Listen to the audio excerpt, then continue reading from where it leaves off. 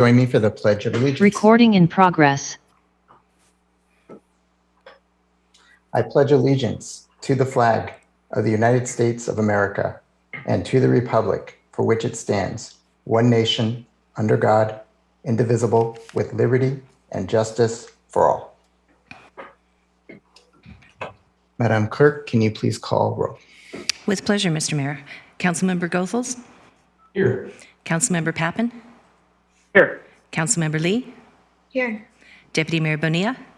Here. Mayor Rodriguez? Here.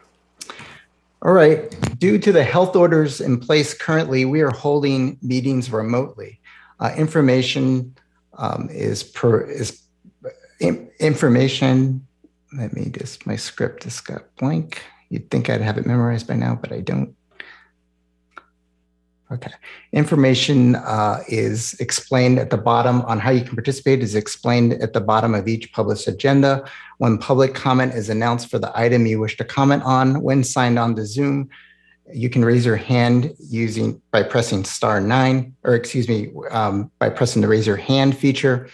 And if you're calling in via phone, you can press *9, and to unmute yourself, you press *6. And these options for public comment will remain available until I close the public comment for that particular item. And we're going to move on to the first two items, which are ceremonial. And the first one is Emergency Preparedness Month. And I have a proclamation to read, and then we're going to hear from Casey Treadway. So here is the proclamation that we have. Whereas the United States Department of Homeland Security first sponsored National Emergency Preparedness Month in 2004 as a nationwide effort to increase the personal preparedness for emergencies and large-scale disasters in local communities. And whereas National Preparedness Month provides an opportunity to remind us that we all must prepare ourselves and our families now and throughout the year and focus on planning with an overarching theme, prepare to protect, preparing for disasters, and is protecting everyone you love. And whereas the city of San Mateo, its residents have demonstrated resilience through ongoing pandemic response efforts and shown that they prioritize preparedness. And whereas the San Mateo Consolidated Fire Department offers free training via the Community Emergency Response Training, CERT, program to educate the ever-growing number of both citizens and people working in the city of San Mateo to become more prepared for emergencies. And whereas ongoing emergency preparedness is the responsibility of every citizen and civic organization. And as such, all citizens and civic organizations are urged to make preparedness and a priority and work together as a team to ensure that individuals, families, and communities are prepared for disasters and emergencies of any type.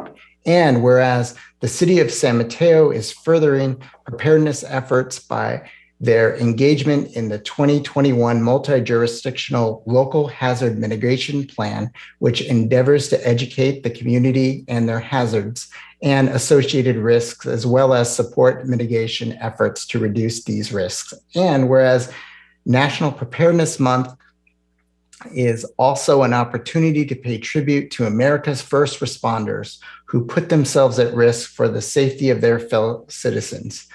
Now, therefore, be it resolved that I, Eric Rodriguez, Mayor of the City of San Mateo, on behalf of the City Council, hereby proclaim September 2021 as National Preparedness Month in the City of San Mateo, and call upon all citizens and civic organizations to evaluate and update their plans for large-scale emergencies and their aftermaths. Dated September 7th, 2021, Eric Rodriguez, Mayor of San Mateo. Okay, so we have a guest. It looks like we have Casey Treadway. Thank you, Mayor and Council members, for recognizing National Preparedness Month and allowing me to accept this proclamation on behalf of the San Mateo Consolidated Fire Department. This year is no exception to the devastating wildfires we experienced in California, and our community locally is still enduring a global pandemic, where air quality, heat waves, power outages, and a reissuance of a state of emergency for the California drought. All these events have complicated our lives in ways previously unimaginable. We recognize that the impacts are overwhelming for so many of our community members, and that this is why National Preparedness Month and this year's theme, Preparing to Protect, Preparing for Disasters is Protecting Everyone You Love, is especially important right now. Preparedness starts at home, and the fire department has many opportunities for San Mateo residents to access preparedness information and learn life-saving skills. Many resources are on our website at smcfire.org/npm, where you can download preparedness checklists for your go bag, take our preparedness survey to be entered to win a free personal preparedness kit, and jumpstart your preparedness journey. Something you can do right now is text your zip code to 888-777 to sign up instantly for SMC Alert, or go to smcalert.info to create and customize your account. Many of your neighbors are already on their way to becoming more prepared, and we are holding another online Get Ready 2-hour disaster preparedness class this upcoming September 21st. Earlier this year, we also conducted a skills day for our 3 completed online hybrid CERT classes, where 32 students have graduated and are now active and skilled members in the community. I'd like to share in a moment of gratitude for SMCFD CERT members. In the first half of this year, we had 740 volunteers provide 1,703 hours of service to our community in a number of ways, including working through at vaccination sites and maintaining trailers for emergency readiness. Now I'd like to acknowledge our SMCFD OES team members beside myself, Sandra Firpo and Pat Halloran, for delivering our public education and preparedness programs and supporting our planning efforts, such as you mentioned, the multi-jurisdictional hazard mitigation plan. It is also important to recognize the San Mateo City leadership and staff for all the work that they have done for our community while we cope with this pandemic. And I know that they have been able to step up and do this essential work because they have diligently prepared and trained for disaster response. Finally, I want to recognize all of our first responders for the role they have played in keeping us safe, and those who have deployed in recent months to save communities near and far. Thank you for all the hard, selfless, and exhausting work that you will do. Again, I'm honored to serve the city and to accept this proclamation today, and thank you for making preparedness a priority in San Mateo. I will continue to work hard to enhance community resilience and preparedness, and I invite all of you to join me on your own preparedness efforts without delay. Remember, prepare to protect. Preparing for disasters is protecting everyone you love. Thank you very much, Casey, and thank you for all that you've done for our community during these very difficult last 18 months. Thank you, Mayor. All right, I'm going to ask that everybody mute themselves just so we don't hear your background noise. And I won't call out names just yet. We're going to move on to the second ceremonial items, one of my favorite items that we do each year, the San Mateo United Homeowners Association Outstanding Home Awards and Home Maintenance Awards, I should say. And it looks like we have Michael Nash, president of SMUHA, here to say a few words and introduce some of the winners. Hi, can everyone hear me? Yes, we can. Great. Mayor Rodriguez, City Council members. As noted, I'm Mike Nash, and I'm the president of the San Mateo United Homeowners Association, also known as SMUHA. SMUHA was founded 50 years ago to provide a forum for discussion and communication among the homeowners and neighborhood associations that are active in San Mateo. This evening, I'm very proud to announce one of our signature events, the 12th Annual Outstanding Home Maintenance Awards. Anna Cure initiated this program when she was president of SMUHA 12 years ago. and it felt it was an opportunity to profile the many beautiful neighborhoods in San Mateo and recognize that every home is someone's castle, regardless of size, facade, or zip code. Every neighborhood represented at SMUHA was asked to pick an outstanding example of a home and homeowner who exemplified pride of ownership. To support the program, Anna used to go around and take photographs of the awardees' homes for presentation at the ceremony. Furthermore, by working with Susan Loftus, then city manager, the honorees were invited to be recognized by the city council and to be televised on our community network station and on channel 26, 27, and 99. This became the formula for our awards program, and we have done so every year since. Tonight's awardees will be viewable on these channels for the month or until the next city council meeting, and then they will also can be watched on the city's YouTube channel under tonight's September 7th, 2021 city council meeting video. This award is not determined by a single set of criteria. Each association sets its own policies based on the unique characteristics of its community. I just got a note to start my video, so I don't know what you guys have been looking at, but at any rate, excuse me. As I was saying, each association sets its own policies based on the unique characteristics of its community. This approach embraces the diversity of the city and showcases the pride residents have in all neighborhoods. 8 of our member associations have chosen to make selections from the neighborhoods. Much appreciation to our honorees who make our city beautiful for all of us to enjoy. Thank you for being outstanding.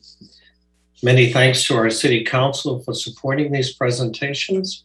Many thanks to the SMUHA representatives who made their neighborhood selections, to Samantha Weigel and Patrice Olds for managing tonight's ceremonies.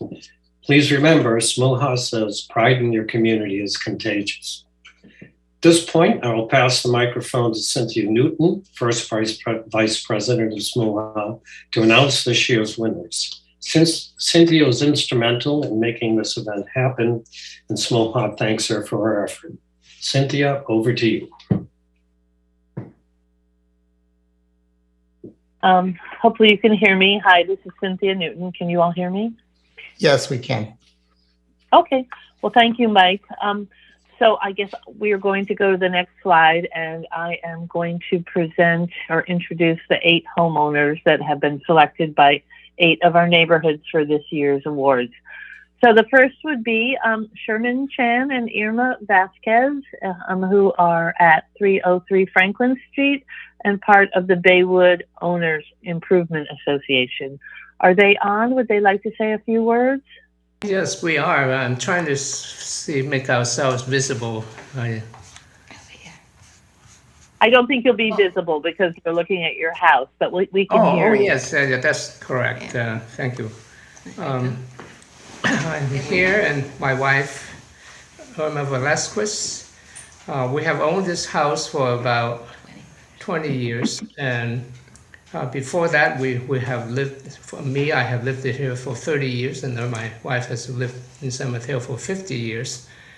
And when we bought this house, we always had the desire to get rid of about a quarter acre of lawn and make it more of a house that is water efficient. And so about 10 or 12 years ago, we underwent a major improvement in getting rid of the lawn finally and planted a large number of cacti and other succulents that require very little water.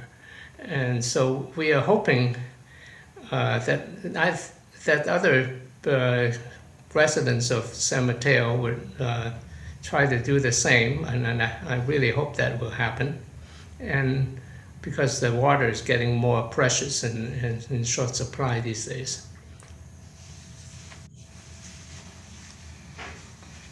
Well, thank you, Sherman. Did you want to say anything else, or that's it? And yes, we can see you, so we can see the house and you at the same time. But thank you so much. your neighborhood association appreciated your home this year, and I think that's a great effort to go more drought tolerant planting. I know a lot of the neighborhoods do choose homes on that criteria. So thank you. Okay, thank you. And the next home is from the Beresford Hillsdale Neighborhood Association at 2628 Sunset Terrace, and the homeowners are Shirley and Steve Moore. Congratulations. And are you on?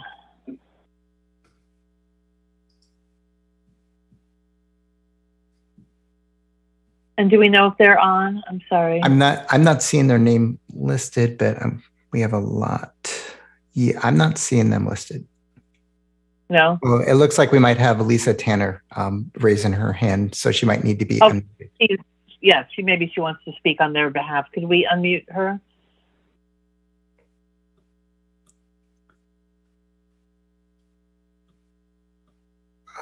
Lisa? Mr. Mayor, I'm sorry, my screen is taken up with the share, so Jonah's running to the next room to unmute her. Oh, sorry. Okay, just 1 second. I think we caught them a little off guard but we get to look at this beautiful patio. Jealous.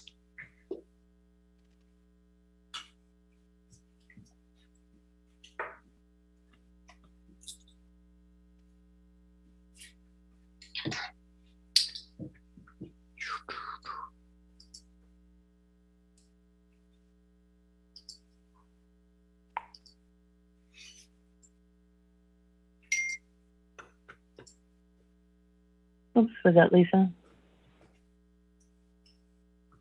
This is going to be really good from Lisa, I can tell. It's worth the wait.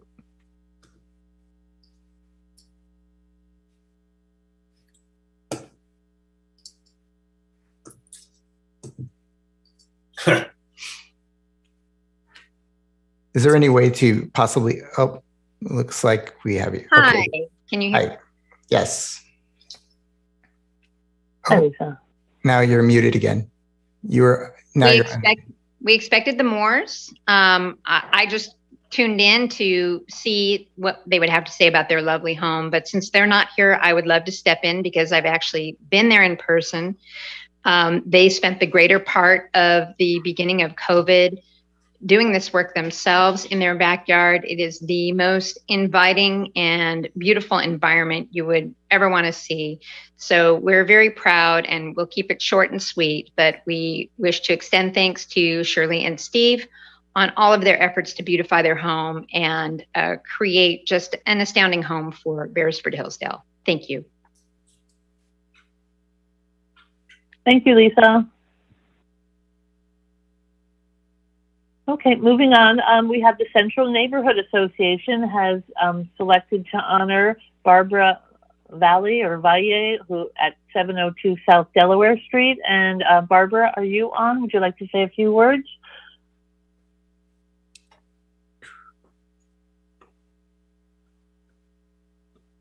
I am not seeing Barbara on right now. Huh. Well, let's move forward then. Fiesta Gardens Homeowners Association this year selected 615 Fiesta Drive, and the homeowners there are June and Lloyd Roth. And June and Lloyd, I hope you're on and would like to say a few words, and we'd like to congratulate you. Thank you. We're here. Thank you. Great. So we've lived in the Fiesta Gardens area for 37 years now. We bought in 1984. At that time, it was just a one-story house, much different color and no vegetation in the front. So we added a second story about 30 years ago. And then in the last 10 years or so, we started to just, try to improve the landscaping. And since that time too, it seems that it's contagious because neighboring houses start to fix up their yards. And, because they realize this looks pretty nice and their yards have started to maybe look a little run down, and they start fixing them up. So it's kind of a nice feeling. And it's a great neighborhood. We love it here. I guess that's about all. Yeah. Well, thank you and congratulations. And thanks for saying a few words. Okay.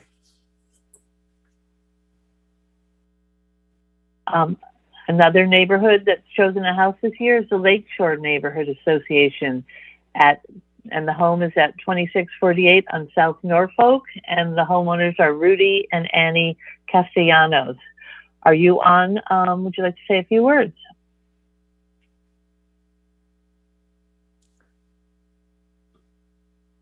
I'm not seeing them. No? I just got word that she joined as an attendee, so maybe Joan can promote her. Thank you.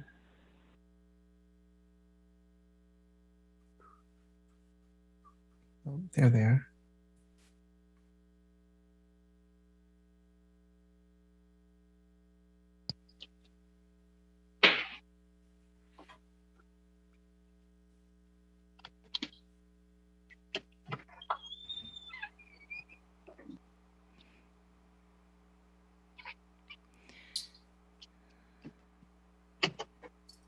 We are not able to locate Ms. Castellanos. I think I can see them. It says Rudy and Annie Castellanos on the attendees.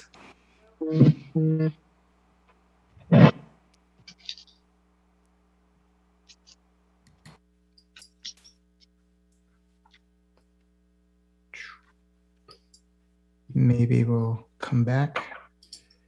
Yeah. Yeah, why don't we go on to the next, and if we can get them, we can go back. Okay.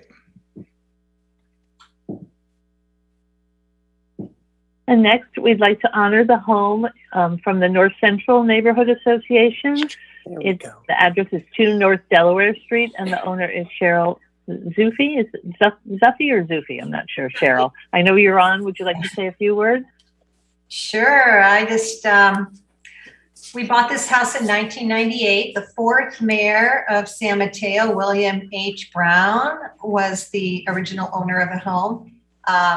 He lived his whole life there, had 5 children. John Brown, his last son, lived his whole life there.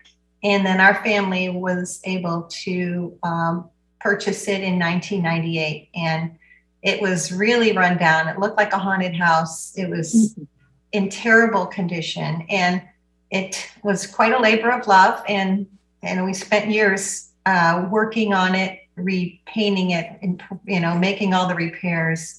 Needed everything: plumbing, electric. It needed a heating system. It needed a new roof. It needed everything, but we left all of the historical walls and everything inside and out. It's all original. All we did was restore.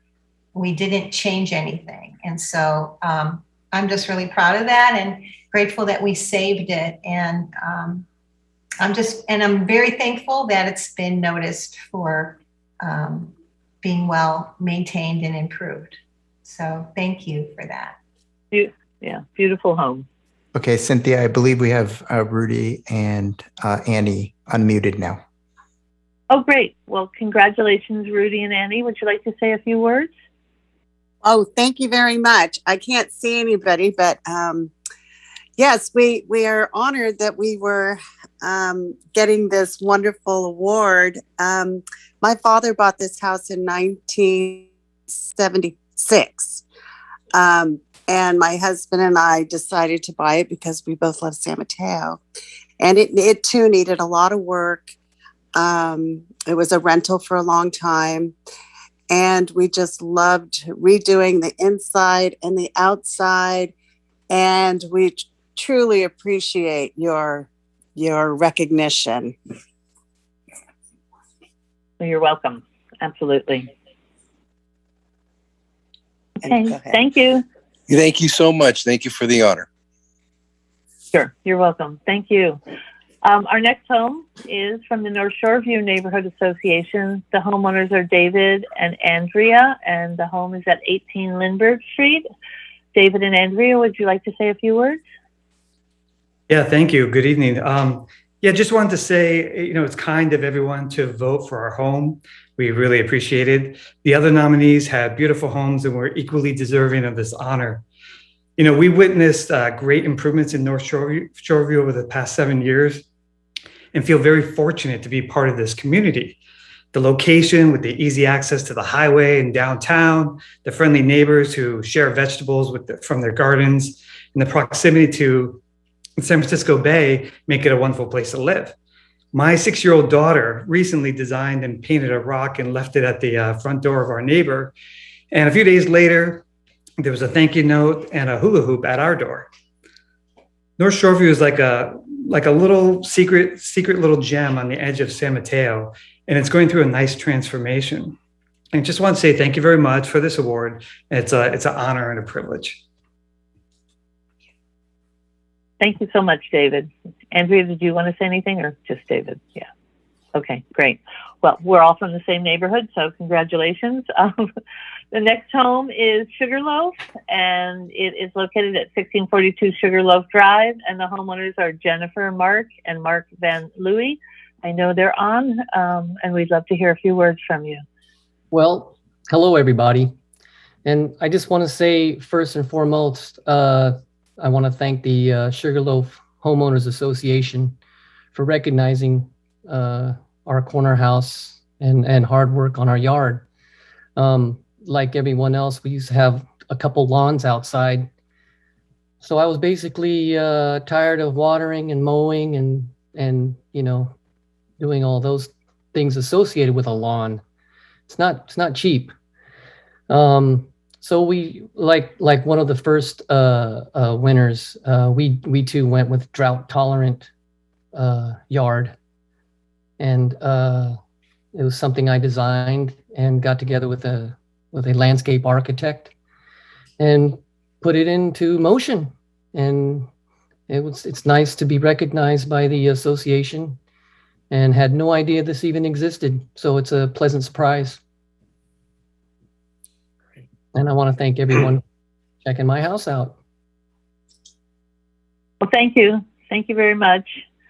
And those are the 8 homeowners being, homes being honored this year. Thank you to the council for allowing us to present this. Thank you, Cynthia and Mike, and all of the winners, and for being just so inspiring. I think I've got a few more ideas for my house next, and it is kind of contagious because you see what could be done, especially with the drought tolerant plantings. And I think that's a direction we're all going to eventually need to go in the future. So thanks for leading the way on that. We're going to thank you again, and we're going to move on to the consent calendar. Madam Clerk, can you please read the consent calendar? With pleasure, Mayor. All matters listed under the consent calendar are considered by the council to be routine and will be enacted by one motion without discussion. If discussion is desired, that item may be removed and considered separately. Item number 3, disposable food service ware ordinance services, memorandum of understanding. Item number 4, community wellness and crisis response team mental health partnership services agreement amendment. Item number 5, residential parking permit program update and revisions. Item number 6, 100% zero emission vehicle sales in California by 2030, resolution of support. And item number 7, wastewater treatment plant grit, rag, and scum hauling and disposal agreement. I'm gonna have to ask, if you're on this call, especially a panelist that spoke, if you can please mute yourself. We're hearing a lot of background noise here. Thank you. All right. Sorry about that. I'm working on muting them. I was just gonna ask you. He wows us when we chat with Gabe. He's very, not just well-spoken, but he loves to dig into the dictionary. Yeah. When you talk to the media every day, you have to repeat yourself. I'm going to ask, if you're listening again, can you? Mr. Mayor, I just muted everyone. If you could go ahead and unmute yourself if you're on council. All right. Sorry about that. So the consent calendar was read. Is there any member of the council who would like to pull an item from the consent calendar? I'm not seeing any hands raised. Okay. Is there any member of the public wishing to comment on any matter that was just read on the consent calendar? Now would be the time to raise your hand if you would like to pull anything from the consent calendar to make a comment. I see Adam Lorraine has his hand up. Okay. Yes, thank you, Honorable Mayor, Council, and Clerk. I would like to pull item 6 for a brief public comment, if that would be allowable, please. Yes, of course. Thank you. Okay, I will entertain a motion for all items on the consent calendar except for item number 6. So moved. So moved. Seconded. I heard the former Mayor Pappen. I will second her motion. Madam Clerk, can you please? Councilmember Pappen. Yes. Councilmember Goethals. Yes. Councilmember Lee. Yes. Deputy Mayor Bonilla. Yes. Mayor Rodriguez. Yes. Motion carries 5-0. Okay, thank you. So now we're going to bring up item number 6, 100% zero emission vehicle sales in California by 2030 resolution of support. And it looks like we have Mr. Adam Lorraine here to comment on that item. Thank you, Mr. Mayor. Yes. Good evening, Honorable Mayor, council members, and staff. My name is Adam Lorraine. I do happen to be a Sustainability and Infrastructure Commissioner in our city, but the comments I'm about to make are my opinions alone as a private resident of San Mateo. I just wanted to support the council and staff and anyone who brought this to council's attention for this item, and I fully support the resolution. I think it's, of course, very important, as this council knows, to be thinking about anything and everything we can be doing to get us to a more environmentally sustainable way of life as soon as possible. We're seeing it around us now with wildfire smoke, completely transforming how we live in our own city, even when the wildfires are not necessarily right at our door. So I just wanted to highlight that and point out that in a previous meeting not so long ago, this council was speaking with Public Works Director Azalea Mitch about pivoting toward an electric future for our city fleet. And I thought that's a prescient meeting to have before making a resolution such as this. It tells me and the residents of San Mateo that council and staff are already aligned and thinking about how the city can lead on showing, the way, modeling the way toward a future that's electric, that's renewable and cleaner and better for us all. So thank you for the work you're putting into that and for the decision the path you're taking there. And thank you for this resolution tonight. Thank you for those comments, Commissioner Lorraine. Is there any other further comments from City Council on this? Okay, I will entertain a motion to approve this. I make a motion to approve. Second. Madam Clerk, can you please call roll on this item? Deputy Mayor Bonilla. Yes. Councilmember Goethals. Yes. Councilmember Pappen. Yes. Councilmember Lee. Yes. Mayor Rodriguez. Yes. Motion carries 5-0. Okay, great. So now we're going to move on to general public comment. Members of the public wishing to comment on any item not appearing on the agenda may address the City Council at this time. State law prevents council from taking any action on any matter not on the agenda, but your comments may be referred to staff for follow-up. Public comment is limited to a total of 15 minutes. However, opportunity for additional public comment may be provided at a later time. So now would be the time to raise your hand if you're interested in general public comment. And I see one hand raised. I'm calling upon Rich Hedges. Thank you.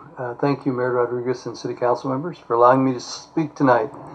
I really love living here in San Mateo and especially the whole Bay Area. But I just want to tell you tonight that I am so proud of my city. I watched the results of the storm Ida in New York City, with water pouring out of the storm drains, causing huge amounts of water from the storm to come into the subway and into the city streets and flood residences and businesses alike, killing people in basement apartments. And so it made me think back to 2017, when we had a very strong storm here that caused water and feces to flow through the manhole covers in the lower lying areas. And the forward thinking of this city, the staff and city council members, in redoing the sewer system here in San Mateo. With climate change and facing us the same problems in the wet years as New York had, the city is solving that problem with our new wastewater infrastructure upgrades, especially the flow equalizer, underground flow equalizer system that will catch thousands of gallons of sewage to prevent the overflow of sewage into the streets of San Mateo.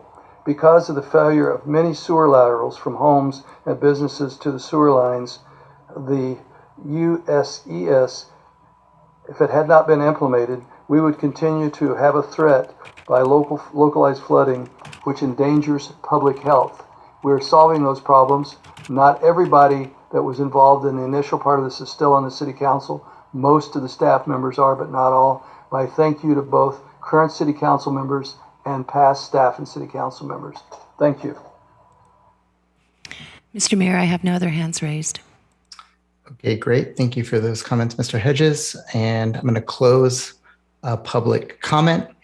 And we are going to move on to the next item on the agenda, which is a study session, item number 8, accessory dwelling unit ordinance amendments. And we have Philip Brennan, associate planner, here to present this. Good evening, Mayor Rodriguez and members of the council. Allow me to share my screen.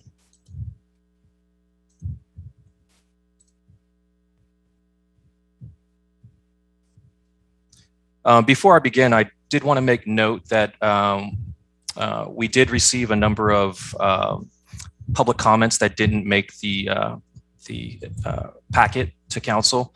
Those were sent to the council members, so hopefully you've received them.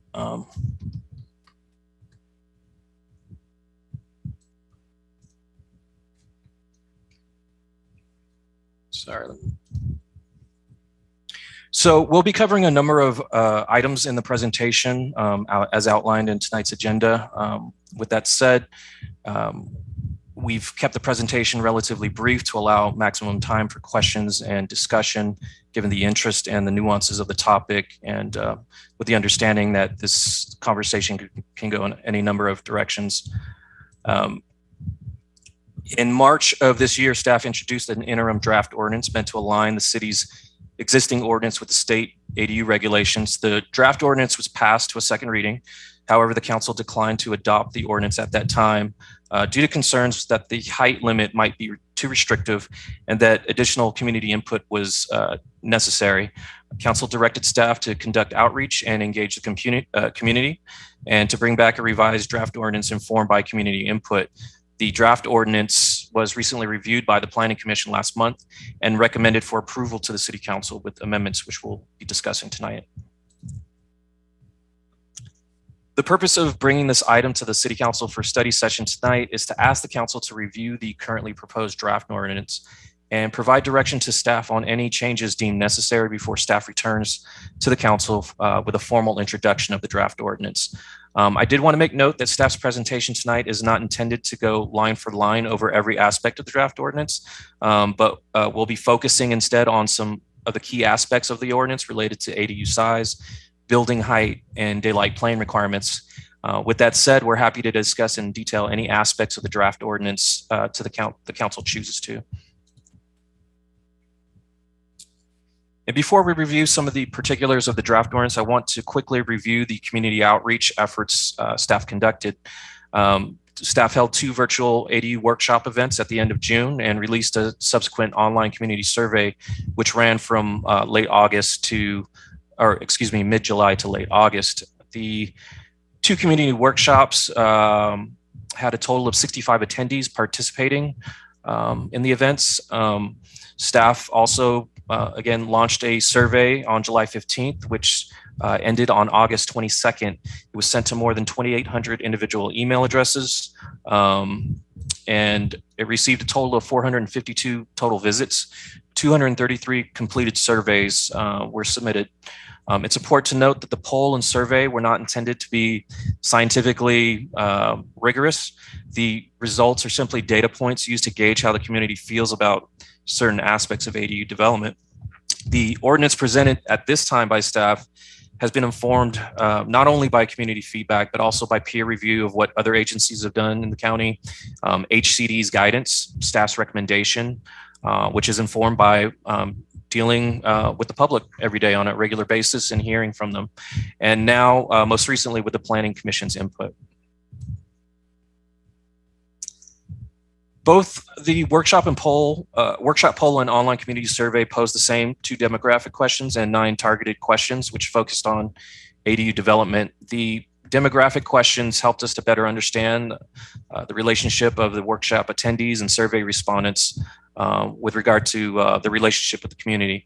What we learned is that the vast majority of the workshop attendees and survey takers are residents of San Mateo, and we're interested in both building ADUs and simply information gathering. And a significant number also responded that they were concerned about ADUs. The targeted questions were categorized under building height, architecture and design, size standards, and parking requirements. A complete list of the targeted questions and results from both the workshop and the survey are included in attachment 4 of the report. Provided on the next few slides are just some of the highlighted results from both the workshop poll and community survey. We wanted to highlight a few of the workshop and survey results, particularly regarding building height and size, since these were topics of great interest. The results of the workshop poll conducted during the workshop showed that there was a strong preference from the respondents that preferred establishing max building height for detached ADUs at 16 feet to plate line and 24 feet to roof peak. When it came to the question of maximum size for detached ADUs, respondents seemed to favor either defaulting to the state's maximum of 1,200 square feet or utilizing a tiered approach based on lot size to allow for an increased ADU size on larger lots. Poll results also indicated a clear preference to not allow second-story decks and balconies on ADUs when facing an adjacent property and built within 4 feet of a side or rear property line.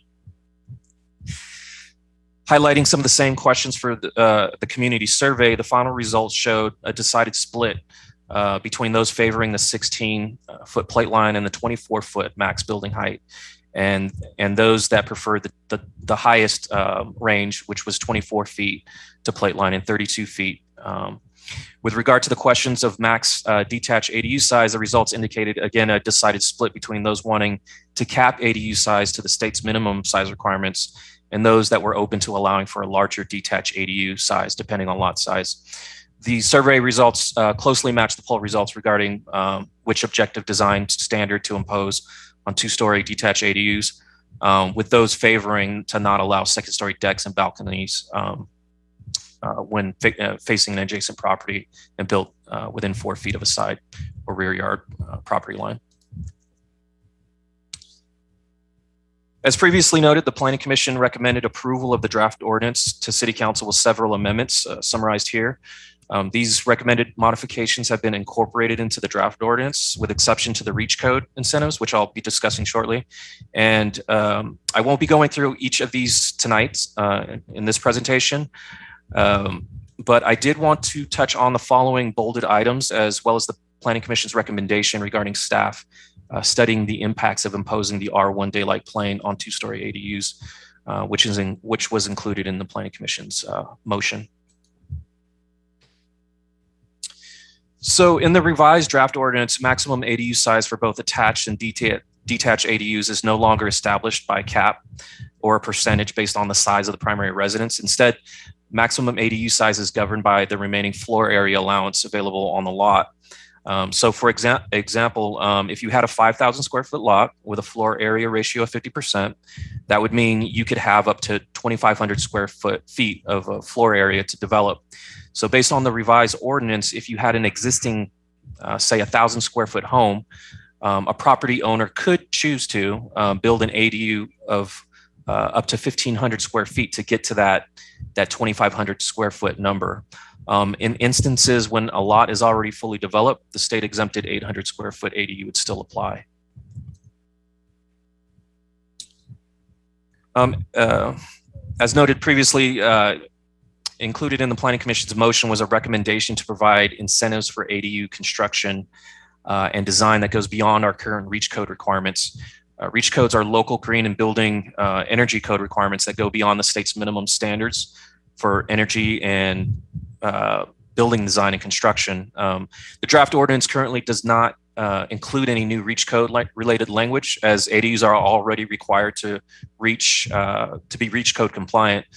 Planning and building staff can look further into additional REACH code requirements related to building efficiency, electric readiness, and water conservation. But we wanted to first ask the council whether, one, if there's an interest to incentivize ADUs incorporating additional green building design or construction beyond the city's existing REACH code requirements, and two, if there is an interest, a discussion of what those incentives should be.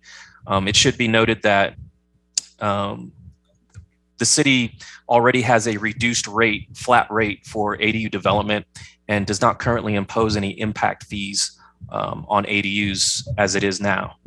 So we could look into potentially expediting permitting or further reduced fees should the council want to. And so before we discuss the question about imposing the R1 daylight plane requirement on ADUs, it's important to discuss building height, because these two things go hand in hand, and the way that we define building height in San Mateo is often a point of confusion. And so building height is simply the vertical distance measured from existing grade to the top of the highest plate line of a structure. The plate line is where the top of the wall assembly, which is where the frame and studs of the wall meet the roof structure. So when we establish the building height for ADUs in our ordinance, you'll hear two numbers or two heights. The maximum building height measured to the top plate line, and the overall structure height, which is measured to the roof peak. The workshop poll and community survey presented 3 specific height alternatives for max detached ADU building height. Each of these 3 proposed height ranges increased by 4-foot plate line increments and by 8-foot roof peak increments. Option A, which is on the far left, established max building height at 16 feet to plate line, 24 feet to roof peak. And this meets the state minimum requirement of 16 feet while still allowing for certain 2-story design options. Option B, which is in the middle, establishes maximum building height at 20 feet to top plate line and 28 feet to roof peak. And this middle height range allows for increased flexibility for 2-story designs. And finally, option C is 24 feet to top plate line and 32 feet to roof peak. And this is the same maximum building height utilized in our R1 and R2 zoning districts, which we've been defaulting to. And you'll note that the plate line in this structure is well below the 24-foot plate height limit indicated by the dashed red line, but the roof peak does extend to the maximum 32-foot roof peak. The combined workshop poll results indicated a clear preference. We went over that. I did want to make note that the final results of the community survey were not available at the time the administrative report was published ahead of the August 24th Planning Commission meeting. As such, the results were inconclusive, and staff recommended defaulting to the R1 zoning district height limits per direction received from council in April. The Planning Commission recommended continuing to utilize the R1 building height limits for ADUs, and now the question is being brought back to the council for consideration.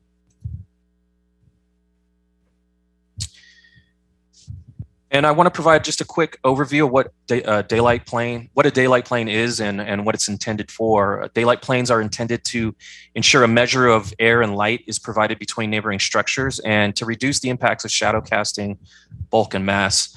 When coupled with the permitted height maximum, it defines what the building envelope is, as shown in the top graphic on the slide. Our R1 and R2 zoning districts allow for the maximum building height of 24 feet and 32 feet to roof peak. And they also require daylight plane compliance. The draft ordinance brought forward to the Planning Commission required ADUs to comply with the same daylight plane requirements of the R1 zoning district. The Planning Commission recommended to City Council that staff study the impacts of imposing the R1 daylight plane requirements on ADUs, and specifically ADUs built on top of another structure 4 feet from the side property line. And we'll look at that on the next few slides here. So in San Mateo, the design of a two-story home is governed by a number of factors, including the established height maximum, daylight plane, and setback requirements. For example, the second floor of a two-story home is required to provide at least a 25-foot setback to the rear property line and 15 feet to the first floor. Side yard setbacks can range from 5 feet to 7 feet, depending on the zoning district. And generally speaking, if you want to build a taller home, or a taller home closer to the 24-foot plate line and 32-foot roof peak, you would have to step that second story toward the interior of the lot to maintain that clearance under the daylight plane. And it should be noted that any new two-story home or second-story addition requires a discretionary planning entitlement. Staff works with the applicant to help refine the design of these types of homes to ensure that it meets our single-family dwelling design guidelines, which considers the building size, architectural character, and relationship with the surrounding neighborhood. The state mandates that ADUs are processed ministerially, which means if the design of the ADU meets the objective requirements of the local and state code, it must be approved. ADUs are permitted to be built within 4 feet of a side or rear property line, and so none of these setback requirements typically applied to standard two-story residential development can be imposed on the ADU. However, the city can still impose the R1 daylight plane requirements because it still allows the state's minimum ADU building height requirement of 16 feet, which we'll look at on the next slide. So again, the Planning Commission wanted staff to look at a very specific development scenario, which looked at how imposing the daylight plane requirement would affect an ADU built as a second story and 4 feet from a side property line. The graphic here shows the relationship of the setback to building height measured to plate. Every foot of increase to the setback results in a height increase of 1 foot. And please note that the most permissive side yard setback we have in our residential zones is 5 feet, which means the plate line can't exceed 17 feet when built to that setback. So you'll see the 4 foot setback allows for a 16-foot plate line along that elevation. Based on our currently proposed height maximum, an ADU can have a plate line of up to 24 feet, but it would need to be designed to clear the daylight plane the same way a standard two-story home would be required in our R1 and R2 zoning districts. Without the daylight plane requirement, the two-story ADU could be built up to 24 feet to plate line at the 4 foot setback line, which wouldn't be allowed for other standard two-story homes. And I did want to provide an actual example of a two-story ADU built within 4 feet of a side yard property line. I think in this case, this particular garage is 1.5 feet from the side yard property line. This is an approximately 1,100 square foot ADU. The garage was an existing structure where the garage footprint stayed in place. The architect stepped back the new upper floor 4 feet from the side property line to clear the daylight plane. And the building is overall 22 feet in height from to roof peak.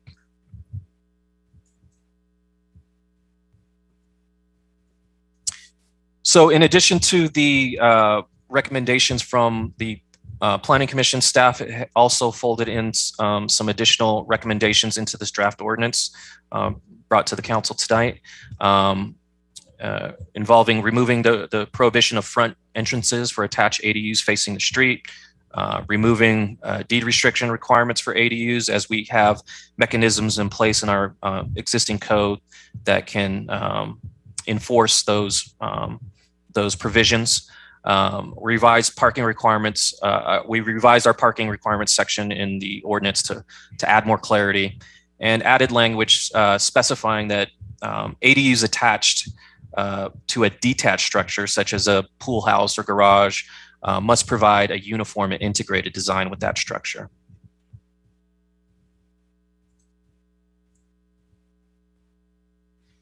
And so in addition to all the items discussed tonight, we did want to ask, had a few questions for, we wanted to solicit the council's feedback on regarding maximum size for ADUs, attached and detached, obviously max height for detached ADUs, objective architectural design standards, and objective design requirements for two-story ADUs. And I just wanted to briefly touch on the next steps. After tonight, we'll revise, based on council's feedback, we'll revise a draft ordinance that will be sent to HCD for preliminary review. Once we receive that back, we'll fold in any revisions and direction or instruction from HCD deemed necessary. We'll bring back a draft ordinance to City Council for introduction and a second reading. Presuming it's approved or adopted, the ordinance would take place 30 days after formal adoption, and then staff will again send an approved ordinance to HCD within 60 days of adoption for final review and acceptance. And so that concludes tonight's presentation by staff, and we're open for any questions from the council. Thank you, Philip. Great presentation. I also appreciate, I'll just say how you kind of distilled it to the basic facts and then allow a lot of room for discussion. I personally really appreciate that. Councilmember Pappen would like to kick things off with questions. Yes, thank you, Philip. I want you to take me back to the setbacks and what is required now. What was required at the rear setback before, when we had two-story ADUs that we have now, 24 feet, and then taking it to 32 feet? The setback originally that we've had was how many feet at the rear? You're talking about our existing ordinance and what we imposed there. I believe it was the same setback requirements, rear yard setback requirements that we require for in our R1 zoning district, which would be 25 feet for the second story, 15 feet for the first floor. Okay. And so now by law, you can only restrict it to about 4 feet at the rear. Is that right? Do I have that part right? Correct. Okay. And to be clear, that's not, because there is some confusion. The state's not requiring an ADU be built to 4 feet. It's just saying that a city can't impose a requirement that would require anything more than 4 feet. So a homeowner can build to 10 feet if they want. It's up to them. That's right. That's right. So we couldn't restrict to say you need to do something more than 4 feet. Right. Okay. And then that's for the first floor, or that's for the entire structure, or what? I want to make sure I have it right. So that would be for the structure. The state code doesn't actually specify.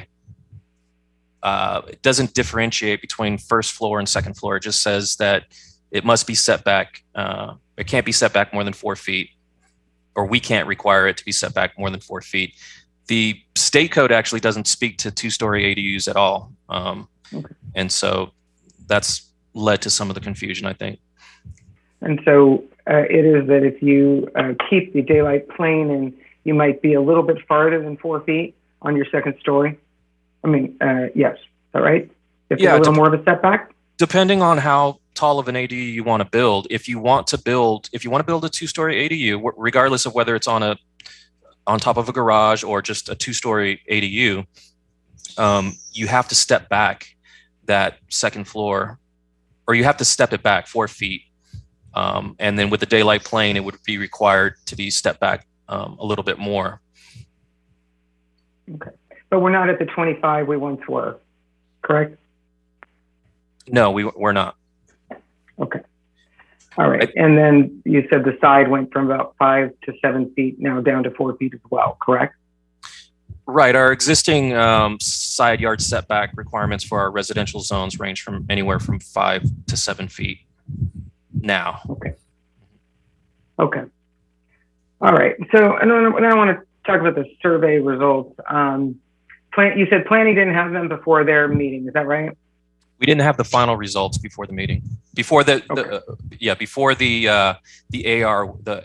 administrative report was published, we did provide the Planning Commission the final results at the day of the meeting, or the day before the meeting, I think.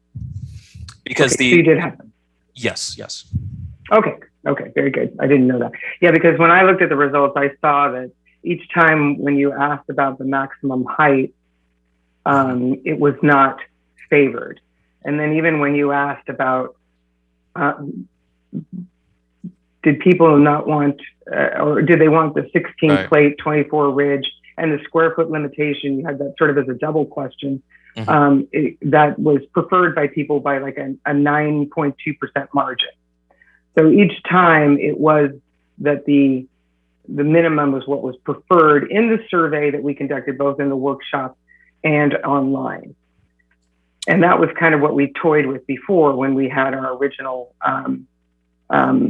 ordinance that we were going to pass, and then we pulled it to do the public outreach. So it looks like that public outreach kind of confirmed where we were with what we had originally passed. Okay. Right.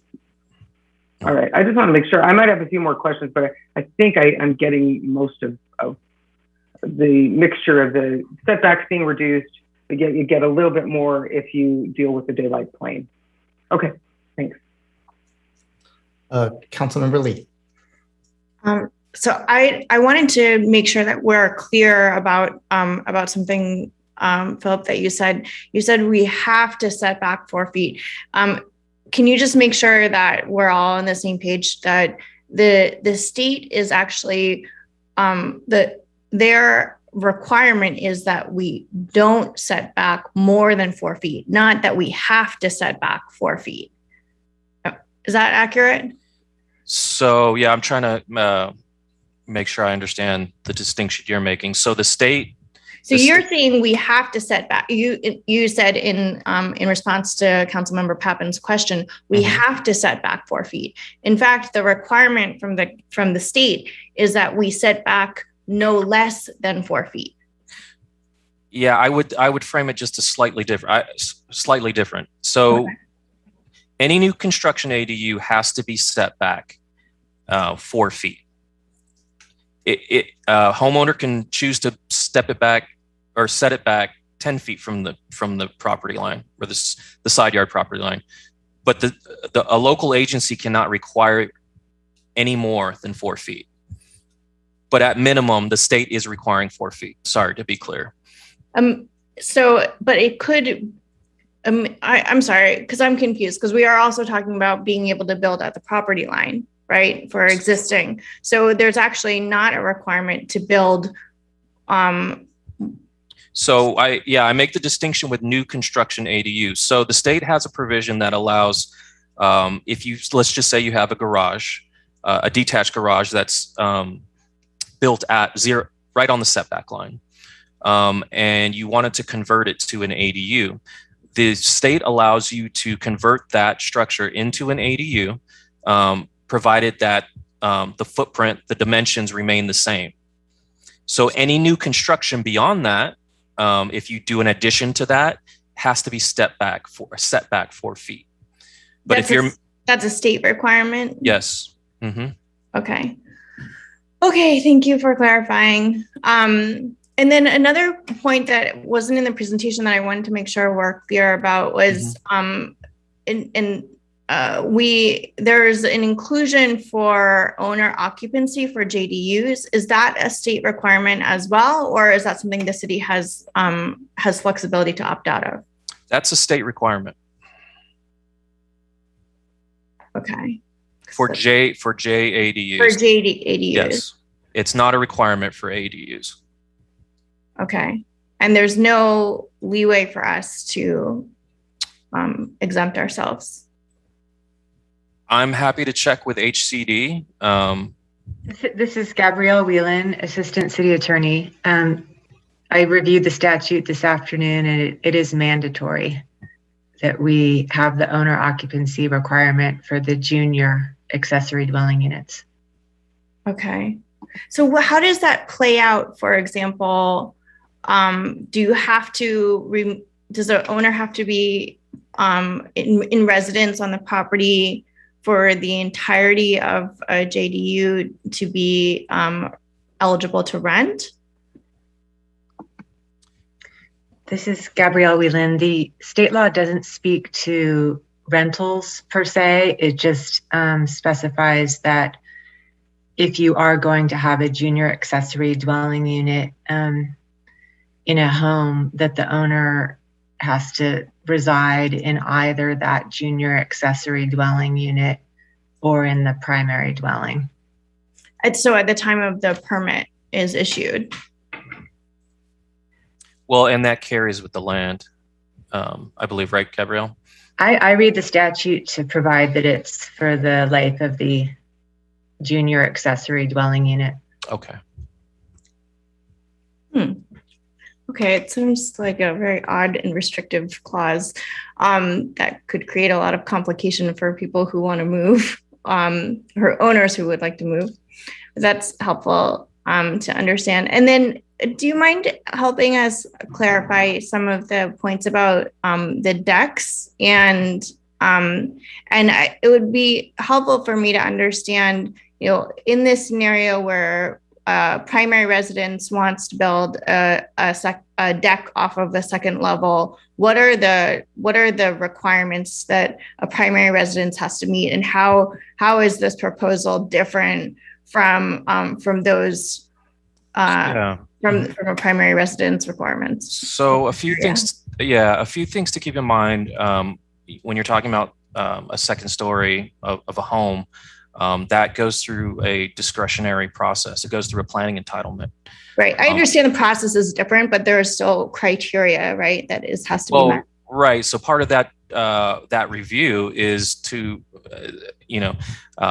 staff looks at the proposed second story to see if it meets our design guidelines, which speak to privacy, maintaining privacy. You also have technical requirements in terms of a second story being stepped back 25 feet. So that's sort of, some of the primary distinctions between a balcony on a second story ADU versus a balcony on a standard two-story home. I understand that the conditions are different and the process is different. What I'm asking is, what are the criteria? Sorry, when you mean criteria. What are the are there setback requirements, for example? Or a deck. I mean, I think it's something that's worth exploring in more depth, because having a deck is a wonderful amenity. And if you can have that amenity for primary residence, what are the conditions that or criteria that a owner would have to meet? Sure. And then understand in this conversation, when we're considering how that could apply with the different conditions of an ADU, with the smaller setback requirements, to make an informed decision. Yeah, so it's a bit of a tough question to answer because it's project specific with each application we review. But we're looking to see if someone's proposing, say, a second story deck that's overlooking an outdoor space or has direct sight lines into an adjacent home. We're looking at things like that. We're not necessarily against decks or balconies. I think we would all agree they're nice amenities. It's just in trying to refine the design to provide, improve the design, ensure privacy, and reduce impacts on adjacent properties. I may interject for a second. It's Christina Horsberger, CDD Director. I think that you're asking if we have development standards for decks, like setbacks and maximum encroachments into setbacks and height limits for decks. Is that what you're asking? Yes. Or are you looking for more of the subjective things? I thought you want to know what hard restrictions there are. Well, yeah. What are there? Do we have objective standards? Yeah, we have objective standards in terms of a deck can't encroach into a deck on a second story can't encroach into a side yard setback, for instance. That would be an objective criteria. But we don't have anything in place that says a balcony must be set back 15 feet or anything of that manner. So if we were to apply a a similar standard to ADUs, then we could say, okay, well, then a deck can't encroach onto the side or backyard setback, which is 4 feet. Is that correct? Are you asking me a question? Are you? I'm saying if we are trying to apply equal objective standards to both a primary residence and an ADU, would that be apples to apples objective standard? I don't think so. Given the reasons stated in terms of an ADU being, potentially built up, a second story ADU being built 4 feet from a side property line, side or rear property line, I should add. It is apples to oranges when we're talking about looking at a second story deck on a standard 2-story home. So then if we were to then use the primary residence standard of 15 feet, is that right? To the side yard and the backyard? No, it would. Well, I just pulled that number out of the air. The second story setback to the rear is 25 feet for a 2-story home, but that's for the structure. That doesn't really speak to balconies. So I guess here, I think that this is, and this is not obviously the focus of it wasn't included in the presentation. I think it's a worthwhile thing to discuss because it's, as I said, it's about thinking about the quality of life and design of the people who will be living in these ADUs. And the way the ordinance is written is so restrictive to essentially disallow any balconies to be built. And so I'm trying to draw out a conversation and better understanding about what rules are we applying to primary residences and how can we kind of right size them for the ADU conditions. Right. I think if I can say what the Planning Commission recommended, and we can look into, should the council want to, is utilizing some language similar to what we provided in another objective design or architectural standard, in that it prohibits balconies or decks when facing an adjacent property that's built with a residential development. We could put a number on it, should the council want to look into that. But I mean, we can obviously refine it further to allow instances where a balcony or a deck is appropriate. I think I might just want to add a little bit of clarifying information. And so and Philip, please correct me if I'm misspeaking, but I believe that the decks for existing structures for existing single family dwellings need to meet the same setback as the single family dwelling. So it would be on the bottom 15 feet, on the top 25 feet, and on the side anywhere between 5 to 7 feet. So if you wanted to say, this would be totally up to the council. So I don't think it's a matter of doing the straight comparison. If you wanted to say that on an ADU, it can't encroach into the setback, then that would establish a 4-foot setback. And so what we're talking about is sort of what Philip had suggested, is that you can't then, if that's the way that we go, have them facing an adjacent residential property unless it's for the purpose of access to the ADU, so egress stairs. But I would also point out that if we're talking about a 2-story ADU, I think there's room on the ground level for patios and decks and things of that nature. And there are ways that privacy can be created for the ADU. And I would also just clarify that if the second story, the building's going to have 4 sides.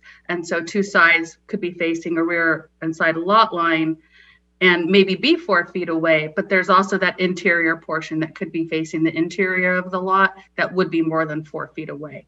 And so there are ways to design it so that an ADU can incorporate some kind of usable outdoor space and still have those sort of design features that are intended to protect neighbor privacy if the council wishes to go that way. Yeah, thank you for chiming in.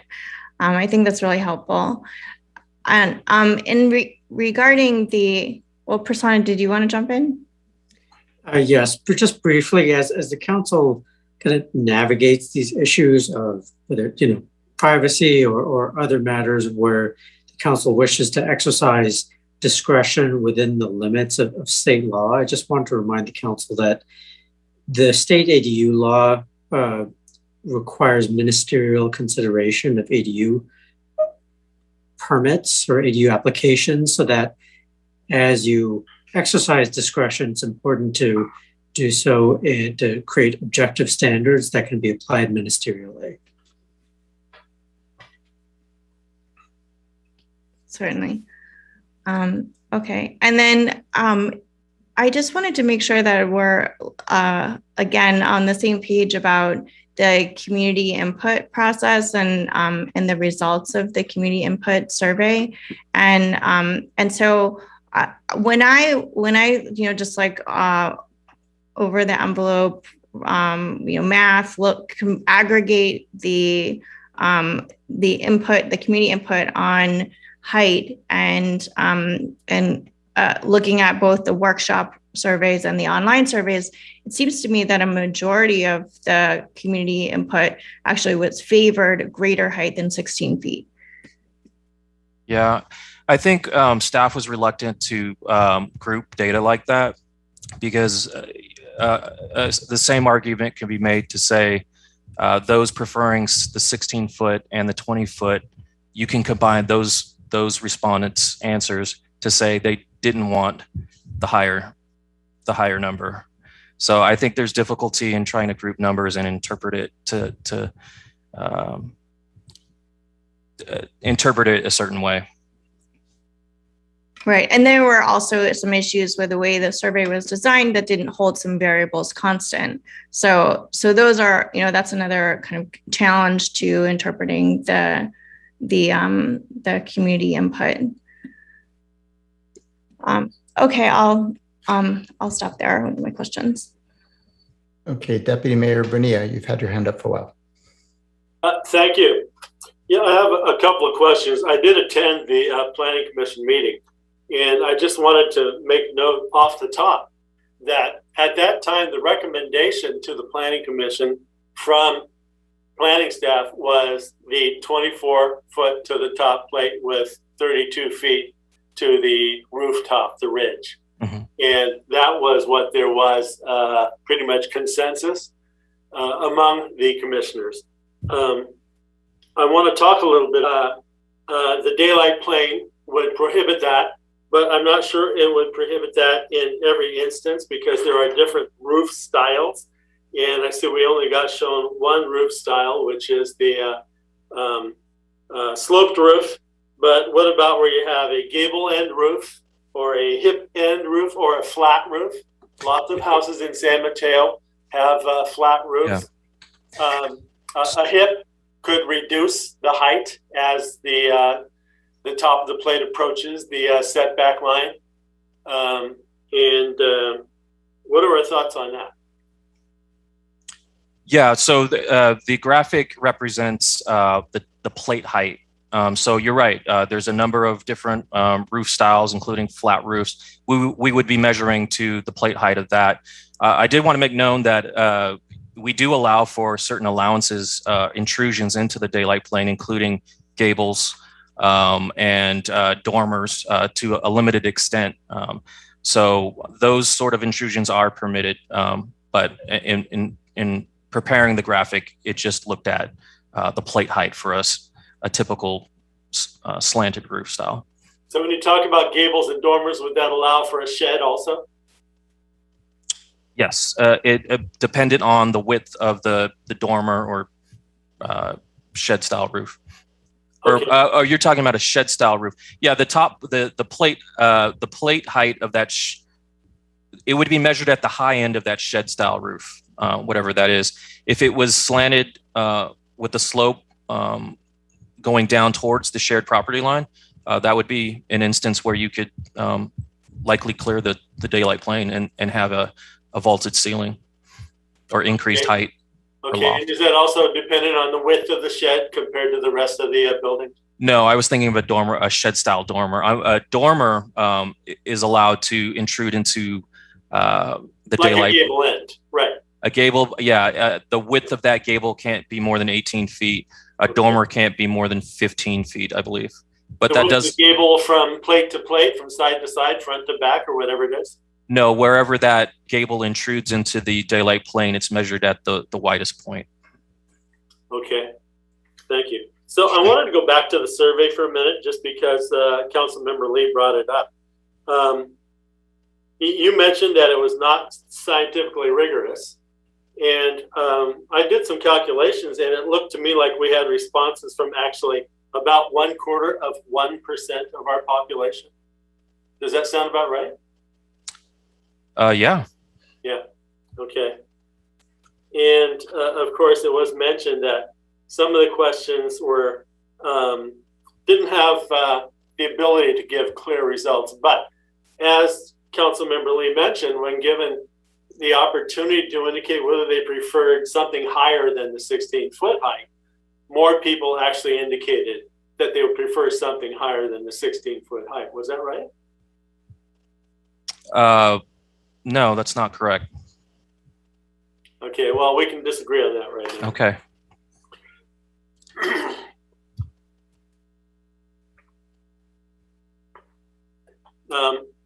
With the JADU and the owner requirement for the owner to live in the house, this is something, well, I mean, first let me say this. I think this is something we should go to our legislator and try to get changed. But beyond that, what is supposed to happen if the owner has to change and move to the Midwest or the East Coast because his job moved?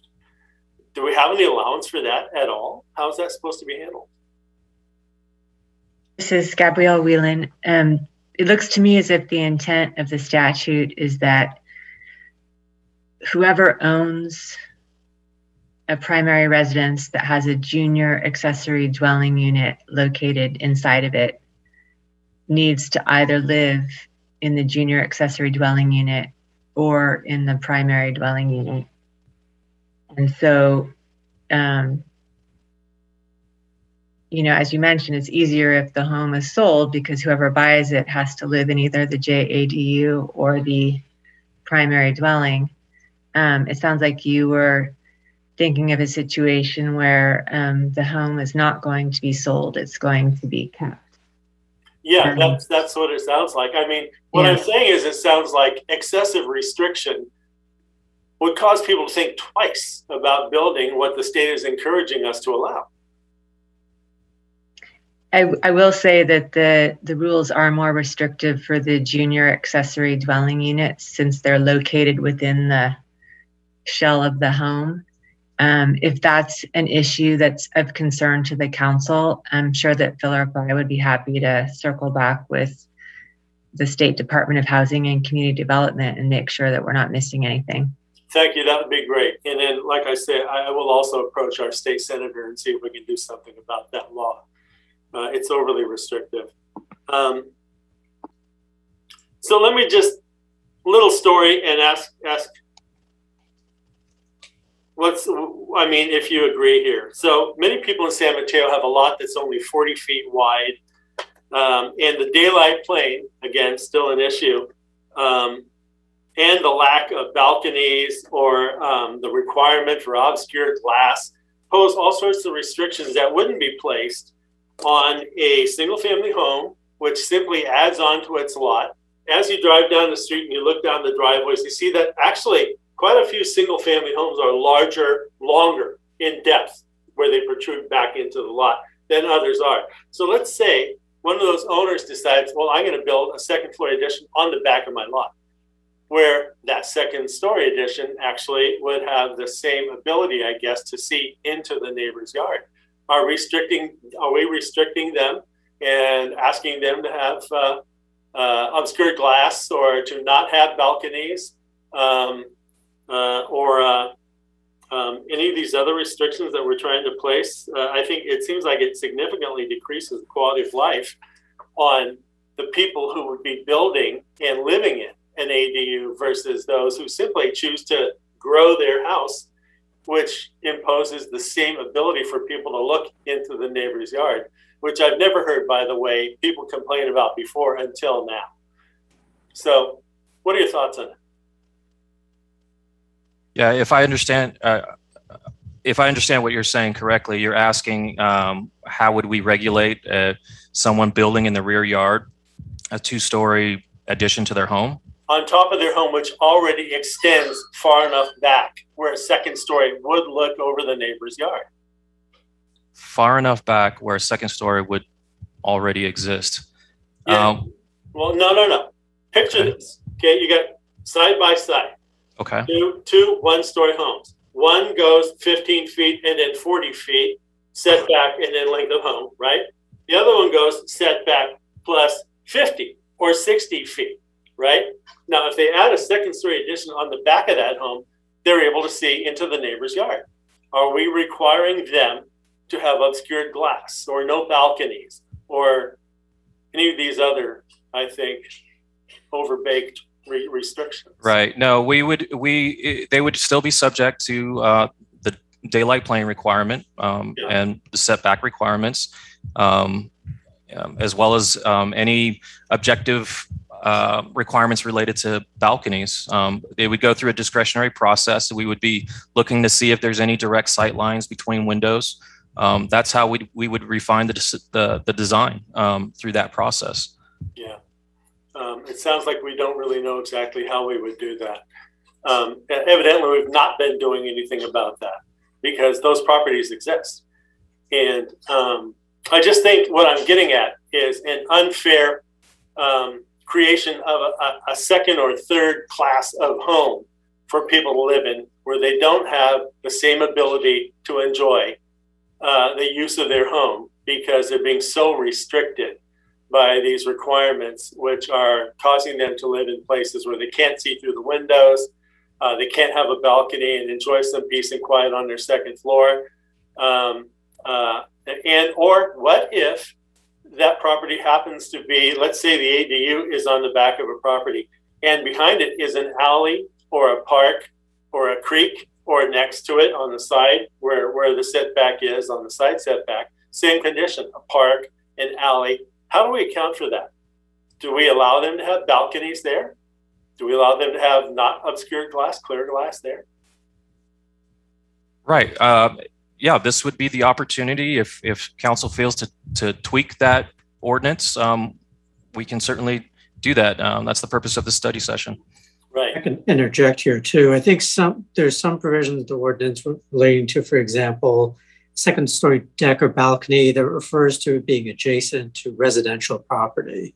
So that may address some concerns. Right. If it's not next to residential property, maybe that provision doesn't apply. So that's something else to consider. Right. Also, I wanted to address some of the language that I saw in the actual red line of the ordinance. Deputy Mayor Bonilla, we're still on questions here and we haven't got to public comment. Is this a question? It is a question. It says, provide and maintain obscured glazing on second story with window sills lower than 5 feet from the finished floor when located on walls built 4 feet from a property line that abuts a residential property. So the previously proposed method for side windows in this case was a 5-foot windowsill. So the idea is that we don't want people being able to look down into the yard because the sill is so high.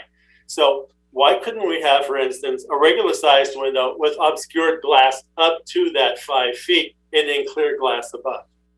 Could we do that? Yes. Okay. Would we have to change the way we're wording this to be able to do that? Yes. Okay.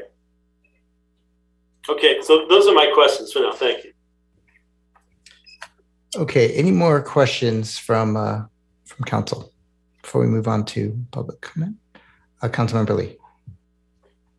Okay, I'm going to try to get back to the straight math here of trying to understand community preference. So Philip, do you mind going to the highlighted community feedback slide that has the percentages with the maximum building height for detached ADUs? Yeah, one moment.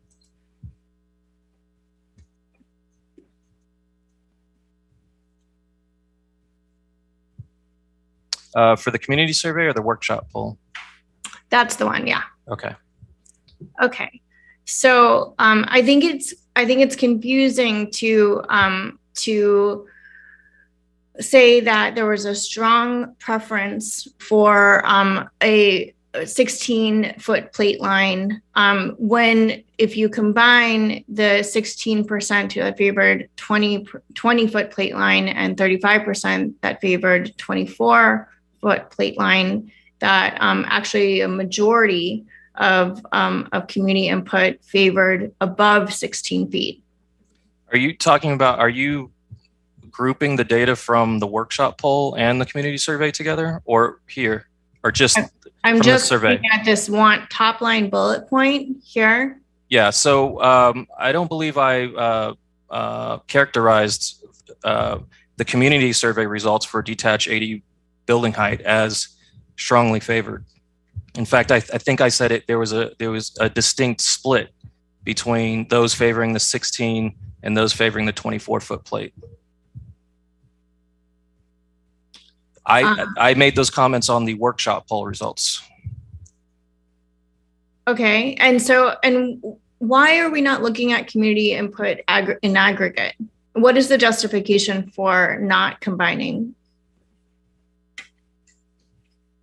I'm not sure. We didn't think to do that. There was no intention in not doing that. Mm-hmm. I could just interject. I don't know that I don't see anybody aggregating and saying that everyone wants more than 20 feet if you combine it with the 35% that got 24 at the plate line. In other words, I don't think you should be applying that number one way or the other. I think you should really look at it as is. So when it was in the workshop, it was 50% favored 16 at the plate. And then when you went to the community survey, it was 38% favored 16 at the plate line. And when I was making my comments, I'm not combining any of them. I'm just looking at it. And then when the question was asked, do you want to have two restrictions, one on height at 16 and 24, to the ridge, and do you want to restrict the square footage? That was actually, there was a 9.2% differential between folks that wanted those two restrictions and folks that didn't want those two restrictions. So I think we should be very careful here, and we should really just look at the numbers as they're presented. And that's it. I'm not trying to interpret them one way or the other. I'm just looking at them as what they were presented. If you don't like the outcome of it, that's fine. But I don't think it's respectful to the public to say, you really meant something different. We just have to regard the numbers that we got. We postponed this for public outreach. So if we got that public outreach, we should just look at it as we have it. And it's up to us to decide how much we want to give regard to it or not. One thing I just wanted to add to this, now that we're kind of more into comments, but we will get to public comment very soon, is that one of the first disclaimers that that Philip gave, which I think was probably the most important disclaimer of this whole community survey, is that it is not statistically significant. This is not to be just interpreted this way or that way, add them up, add or that. We're talking at a very, very small, unscientific study. And this is one of the reasons why I have a problem with these, is because it's really easy to kind of try to manipulate the numbers to kind of go one way or the other. So I concur with Councilmember Pappen that we got to be very careful when these very random polls of just whoever decided to show up at this meeting, half were for one side, half for another side, or whatever it is. And then to say the community believes that, I think it's very, very difficult. Yeah, we asked for some outreach to give some idea. And you're right, you have to put it in context. Is it fully definitive? No, but we did ask for some outreach to get some idea of where the public was.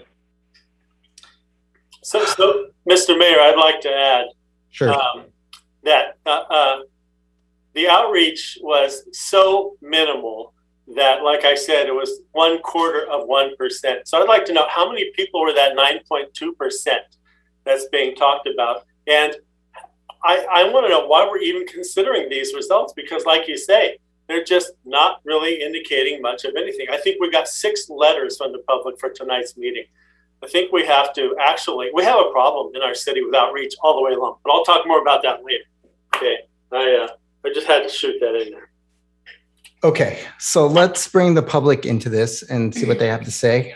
Let's open public comment. And please, if you're interested in commenting on this, please raise your hand right now so I can try to figure out how many minutes to give. And also keep in mind that we did receive several emails and we all read them. So no need to just rehash what you said in your email, because we're definitely taking that into account. Okay, I'm seeing 5 hands. Is that how many you're seeing, Madam Clerk? Yes, sir. 6. 6. 7. 7. Okay. So we can go 3 minutes each, but you do not have to use your 3 minutes. Okay, the first speaker is going to be Anise Graham. Thank you so much for taking my question. I'm not positive if you're taking questions outside of the specific ADU issues that you're discussing previously, but one question I have as we're in the process of trying to get some permitting through is with these constantly changing rules, it's extremely, extremely difficult, obviously, for us homeowners who are trying to follow the rules and yet feel like we're moving against a moving target here. Regarding sprinkler requirements, can you make any clarification regarding if there is no current requirement on the main residence, is there any requirement on a detached ADU? So we're not going to be answering the questions right now, but after the public comment period, staff may address some of these. I appreciate that. Thank you very much. Thank you. Okay, next speaker is Lisa Nash. Good evening, Mayor Rodriguez and council members. I am a San Mateo Library trustee, but my remarks tonight are my own. I actually thought it was heartening to see so much community engagement with this issue and interest in building ADUs. And thanks to staff for their work on this, I have 4 comments. Number 1, while neither of the community input vehicles was statistically significant, they did give some context to public perspective. The ADU community workshop community input indicated a strong preference to limit building height for detached ADUs to 16 feet to top plate line and 24 feet to roof peak. And the online survey was more mixed, with a majority in favor of 24 feet plate line. So I'm confused as to why staff is recommending a 24-foot plate line, 34-foot to roof peak. I would think that instead it should be to continue with their original recommendation or recommend a midway position between the 2 positions, given the mixed public response and what we're hearing tonight. And I think we need to try and come up with the right kind of consensus to build community endorsement and sustainability so we can build more ADUs. Number 2, I strongly support maintaining the daylight plane requirements on ADUs to ensure there's sufficient light that gets to existing buildings when an ADU goes up. 4-foot side yard setbacks already are very tight, and it's very important to consider the perspective of all the neighbors involved. Number 3, with regard to objective architectural design standards for ADUs and objective design requirements for 2-story detached ADUs, I feel there should be some design standards that help to give the ADUs architectural integrity with surrounding structures and homes. Form-based standards are important to reinforce neighborhoods and community connection. I know my comments are not objective, quote unquote, but I'm sure that staff can translate the intent of my comments into appropriate objective language.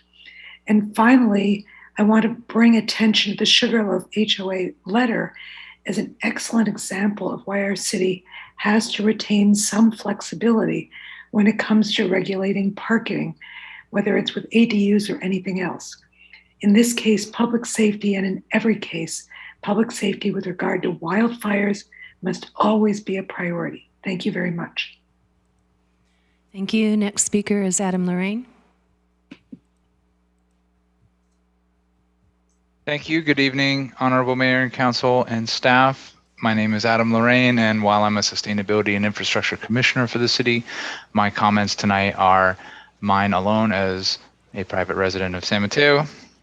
I just want on a high level to give my support to the recommendations made by staff and the Planning Commission related to this ordinance. And I appreciate both this process, this study session tonight, and this opportunity for the public to contribute their inputs as well as the previous ones that have transpired before. I just wanted to, mention that this is important to me as a resident of San Mateo because I know that we have a housing shortage and a need for as much sustainable housing as we can get in our city. And so to that end, I feel like the process has gone through our commission, our staff, and now to our council with those broader intents. And I guess I'll just spell out that I think having a higher 24-foot plus height and some of the other recommendations that have been made will allow for more options and more sustainable housing opportunities within our city. So in general, I appreciate what's before you tonight, and I hope that you'll consider it. Thank you. Next speaker is Dave Porter. Hi, folks. I'm a San Mateo homeowner. I've been trying to build an ADU for the last 7 years. I've watched all the legislation go through Sacramento. I've been on all these meetings. I've watched these things change, the regulations change here, and I understand the challenges.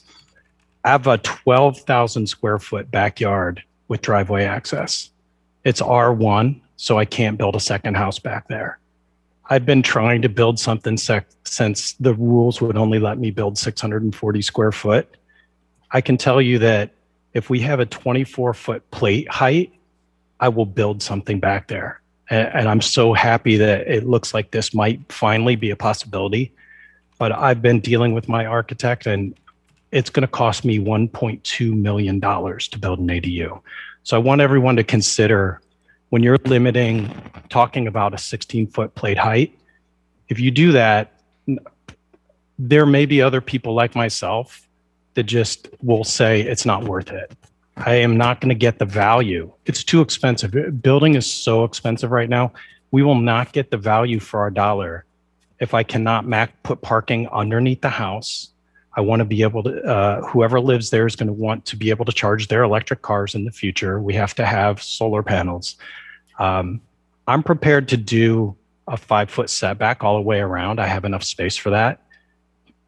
And I would propose that if I'm prepared to do a 5-foot setback, why shouldn't I have all the freedoms and allowances of building a single family home, which is that 24-foot plate height, the maximum roof size. Now I get that the ministerial approval is really scary. And so we don't really, we're unsure what that's going to look like if we just let people start building tall.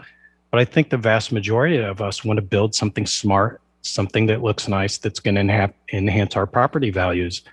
I'd be careful about limiting ADU legislation here in the city out of fear, uncertainty, and doubt. I look forward to having the freedom to build something. I'll put my dollars to work if we can build something high and be a proud homeowner. We have to do this together, though. We've got to take the step and embrace this. And if we can't do something smart and let ADUs like be a first-class citizen, just like a single-family home, I don't think it's going to be very successful. Thanks for your time. Thank you. The next speaker is Susan Rowinski. Thank you. My name is Susan Rowinski. I'm a commissioner on the Sustainability and Infrastructure Commission. My comments to you my comments are my own comments and are not those of the commission nor the Public Works Department. In tonight's meeting agenda packet, it notes that 71% of the lots are less than 10,000 square feet. And furthermore, I think it's really important for council to understand that approximately 70% of those lots are less than 5,100 square feet. And as a result, and that's an important statistic to understand, and as a result, I found the proposed ordinance to be somewhat punitive and created an inequality for property owners who live on the smaller properties, that is, those less than 5,100 square feet, and maybe one day, maybe next to an ADU or a JDU. These properties will be much more impacted than properties that reside on a 10,000 to 20,000 square lot in terms of parking, loss of R1 daylight plane, privacy, the impact of architectural inconsistency between the ADU and the primary residence. I don't know why this is. Maybe everybody thinks ADUs and JADUs will not be built on the smaller properties. I don't think this is the case. You know, when you write an ordinance, it applies to all properties, those of 2,000 square feet to those to 20,000 square feet. So I'd like to ask council if they could request staff to outline ADU and JADU specs that kind of level the playing field for the smaller properties and that are more appropriate for the smaller properties.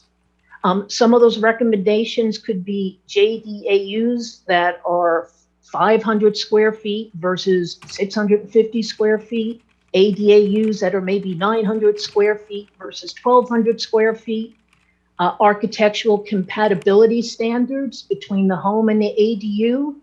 Once again, the inconsistency is far more apparent on the smaller properties than the larger properties. Daylight plane is maintained for 2-story ADUs. Please, you know, taking away people's light and air on the smaller properties, bigger issue for the smaller properties and larger properties. So those would be some of my recommendations to consider, is to level the playing field for the smaller properties, because you are writing an ordinance for everyone. Thank you. Thank you. The next speaker is Eric Holm. Good evening, council members. My name is Eric Holm. I'm a lifelong resident of San Mateo, and I am a Parks and Rec commissioner, though my comments tonight are my own. I'd like to thank staff and the Planning Commission and the council for this ongoing and thoughtful process in modifying our ordinance. I think this is really important work.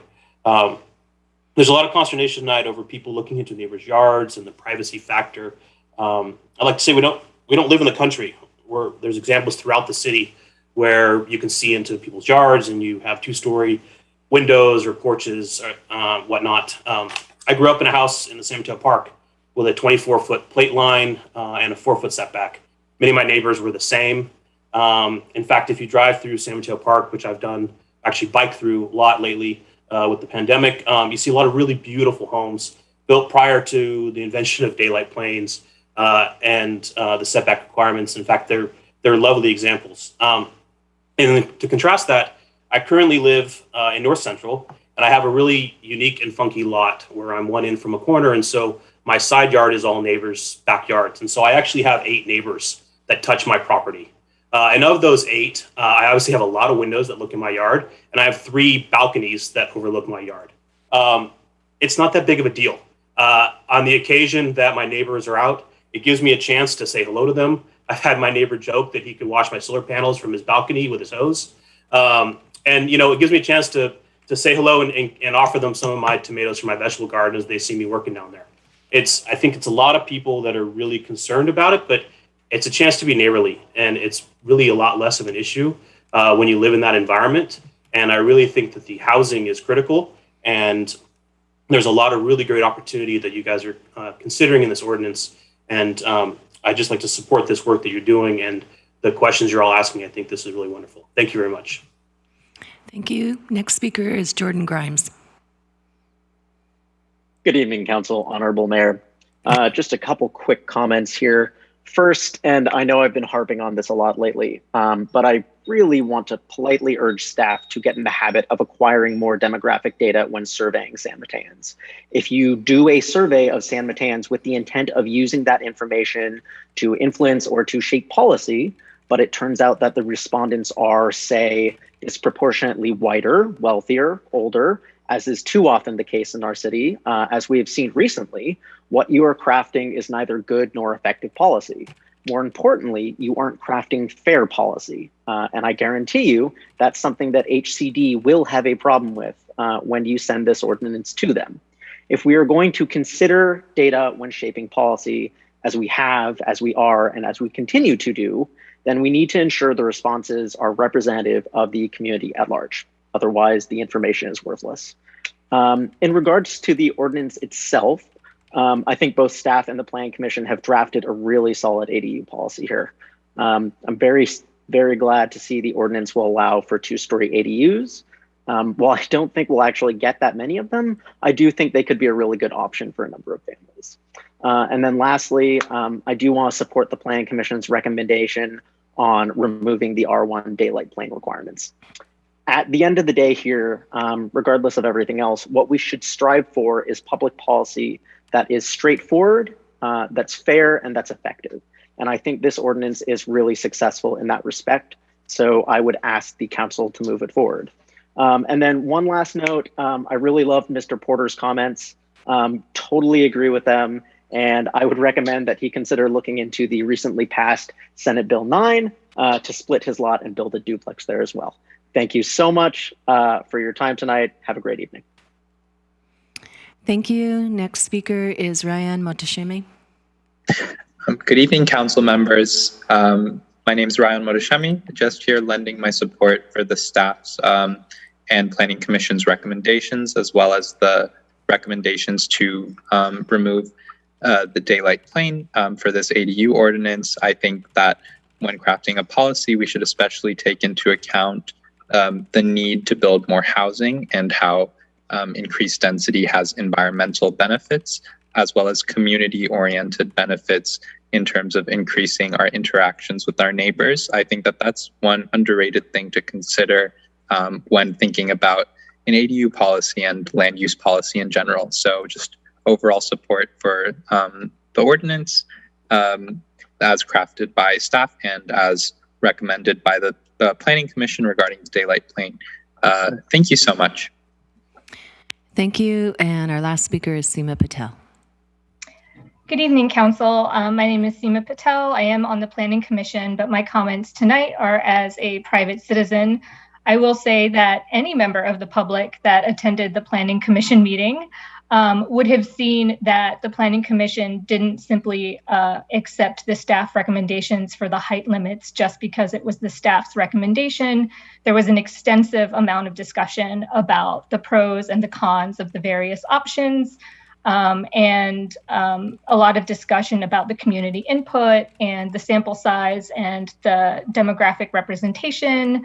And in light of all of those considerations, a decision was made for a recommendation after extensive discussion. And so if anyone is more interested in what that discussion may have been or what the pros or cons may have been, I would encourage you to go review the video of the Planning Commission meeting.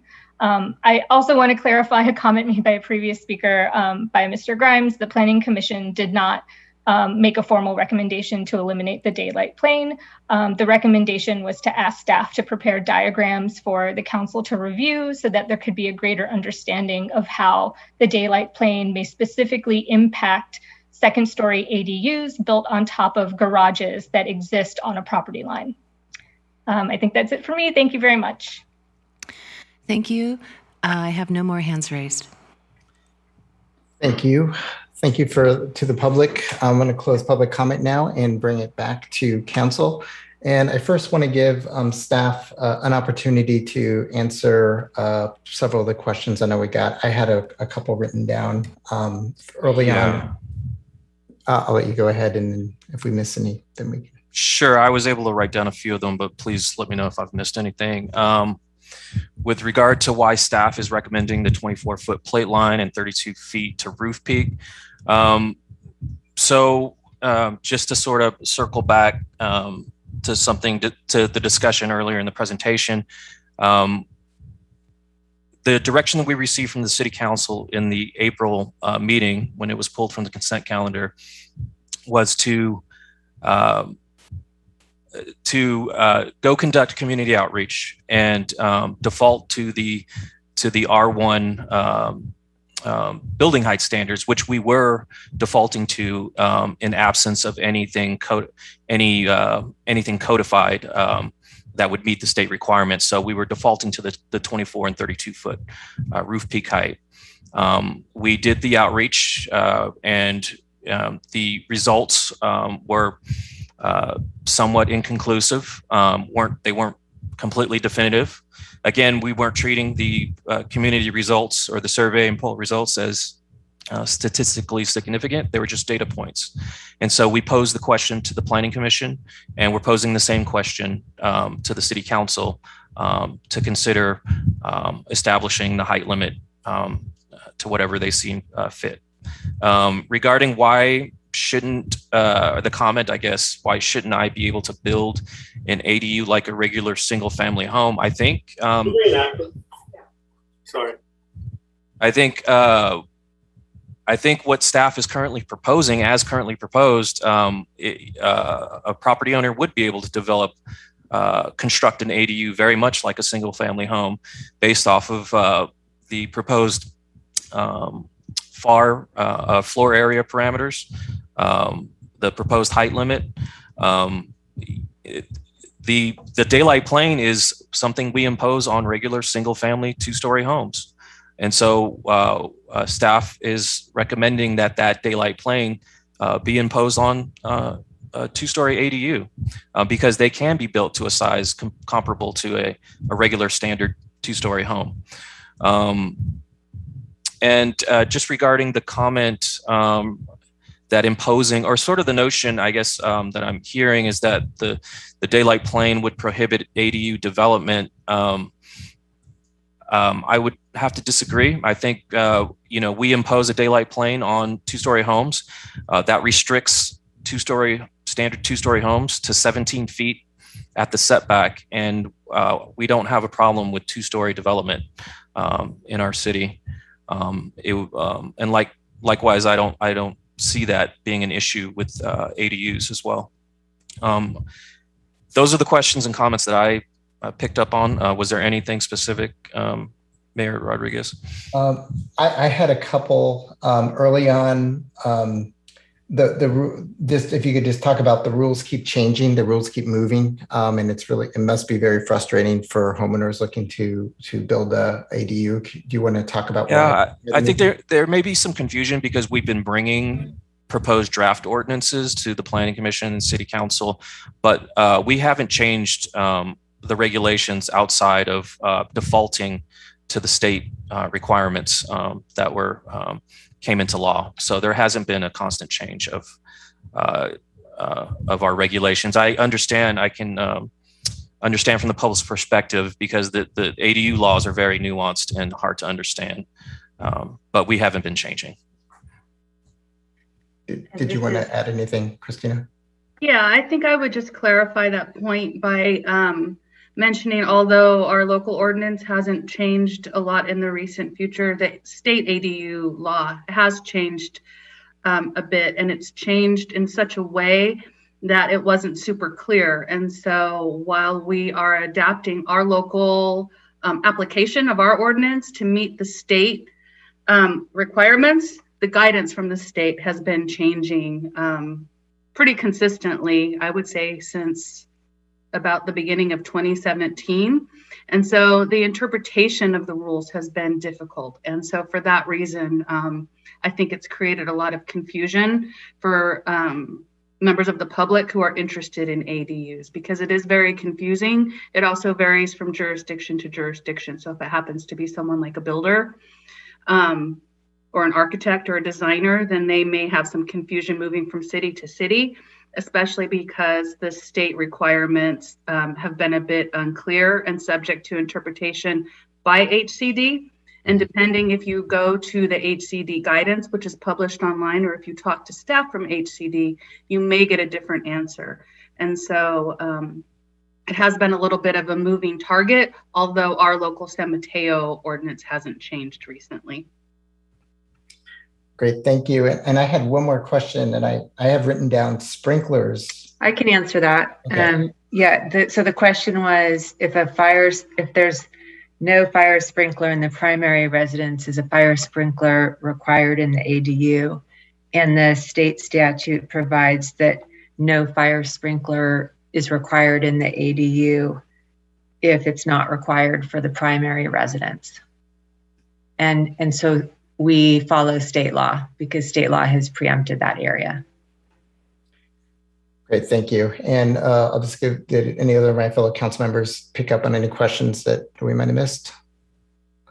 There's a lot. Okay, great. All right, we'll bring it back to council for additional questions or discussion. Who'd like to kick things off? Councilmember Lee.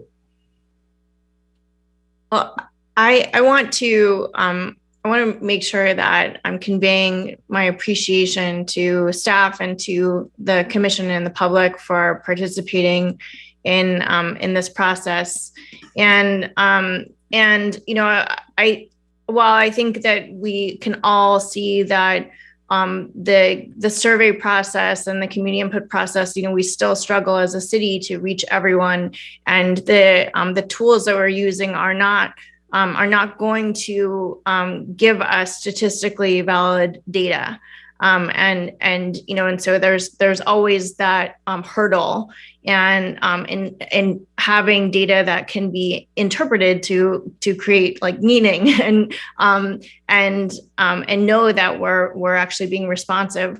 But when I think about the many iterations of comments and the long process that this council has gone through, dating back to when I first joined in 2019, this question of height has continued to come up.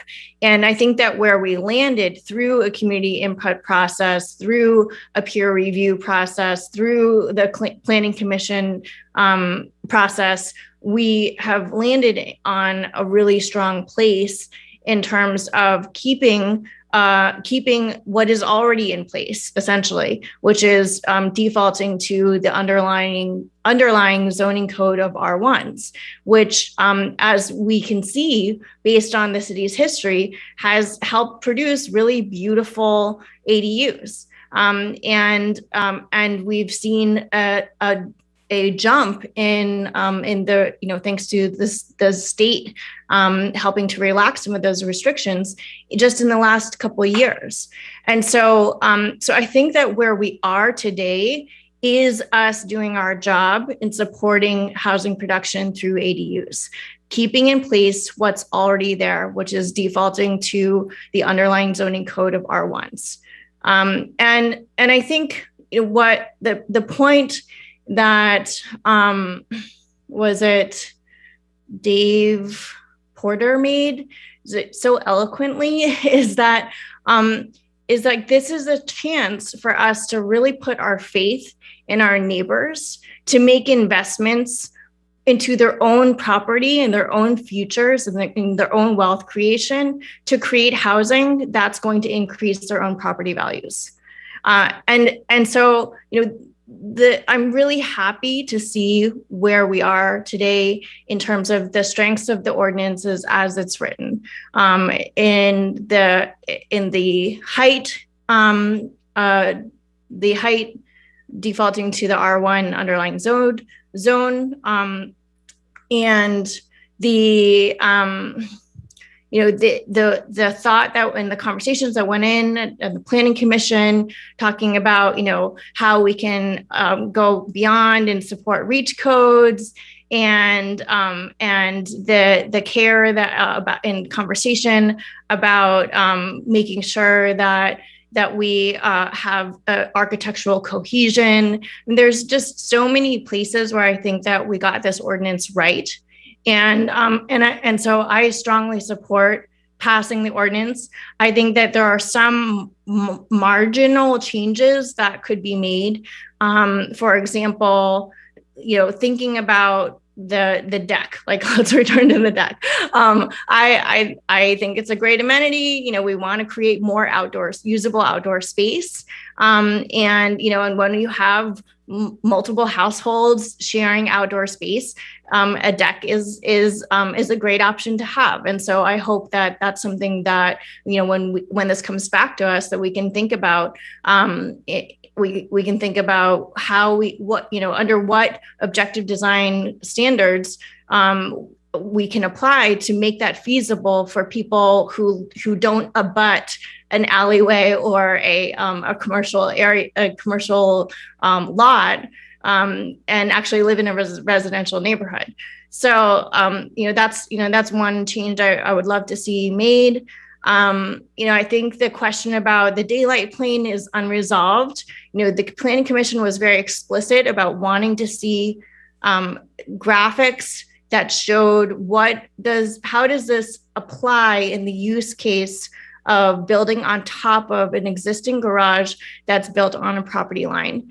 I watched the 5-hour Planning Commission, and it was very clearly requested. And so, I think that for us to even move that conversation forward, that would be a really important piece of information and visualization for us to have to take this conversation forward. I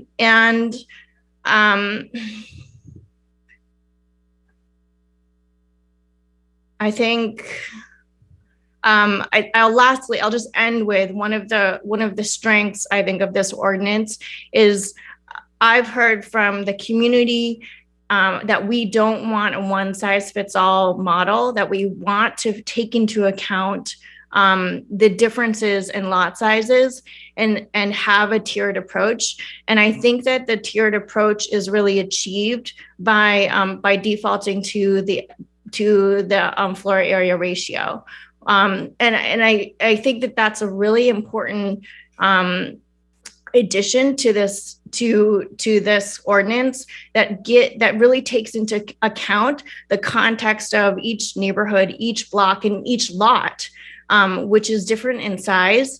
And so, my understanding is that is the FIR for an R1 and R2 and R3 and R4 that have a single family home built on it would actually have different calculations for build out, which would be essentially unique to that property and unique to that home based on what's already there. And I think that specific structure really achieves the kind of context specific tiered approach that we really want to fold in to make sure that the community knows that we're responding to the individual unique character of every neighborhood. So I'm really happy with where we are. A lot of work has gone into it. I think that there's still some decisions to be made in terms of having a better understanding about site plane, or daylight plane, I mean, and some, some marginal deck conversations are unresolved for me. But all in all, I'm really happy with where we are, and I really appreciate the work that's gone into it. Thank you, Councilmember Pappen. Thank you. I do want to thank staff as well. There was a lot that went into this, and we did ask for public outreach after we had made our initial stab at this ordinance. And I think for me, the concept of we're all in this together is so profound when it comes to the topic of ADUs. We have a housing shortage. and that's undisputable.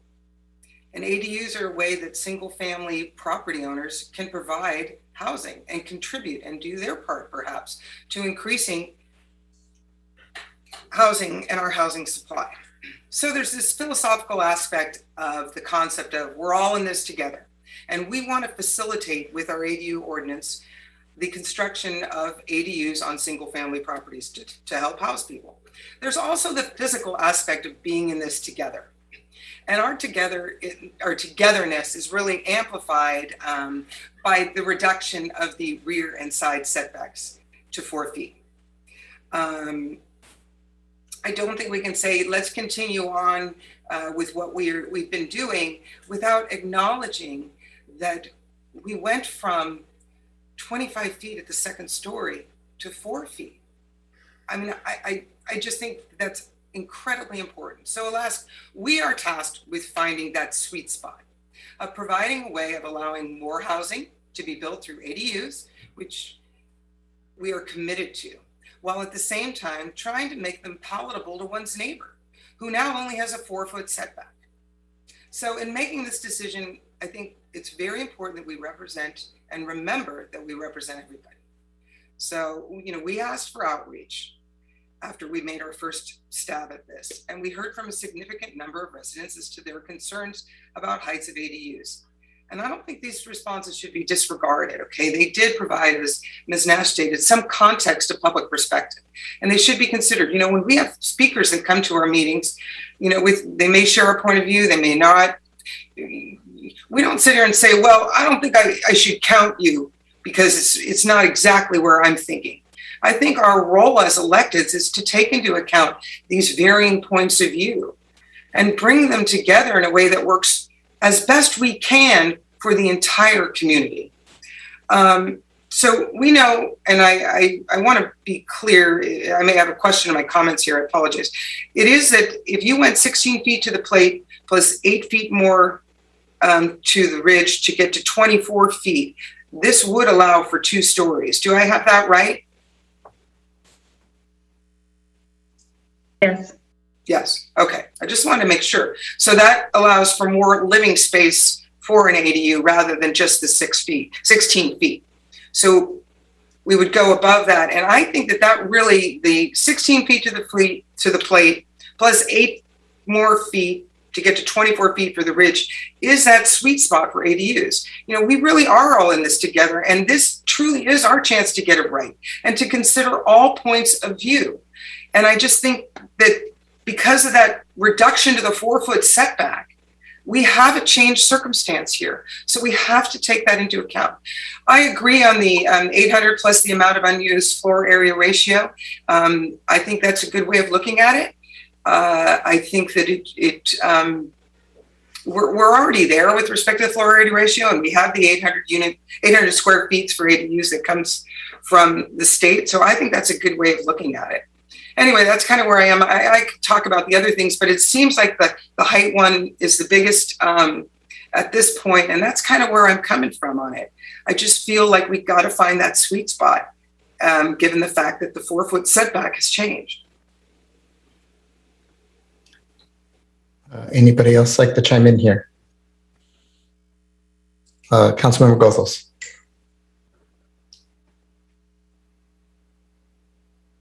So I'm struggling with both sides of this one, and I've gone around and tried to envision what exactly implementation of this would look like, because I do think that it increases height at property lines to a point that it makes me very uncomfortable. And I think Councilmember Pappen really addressed that this is significantly increased from what it used to be.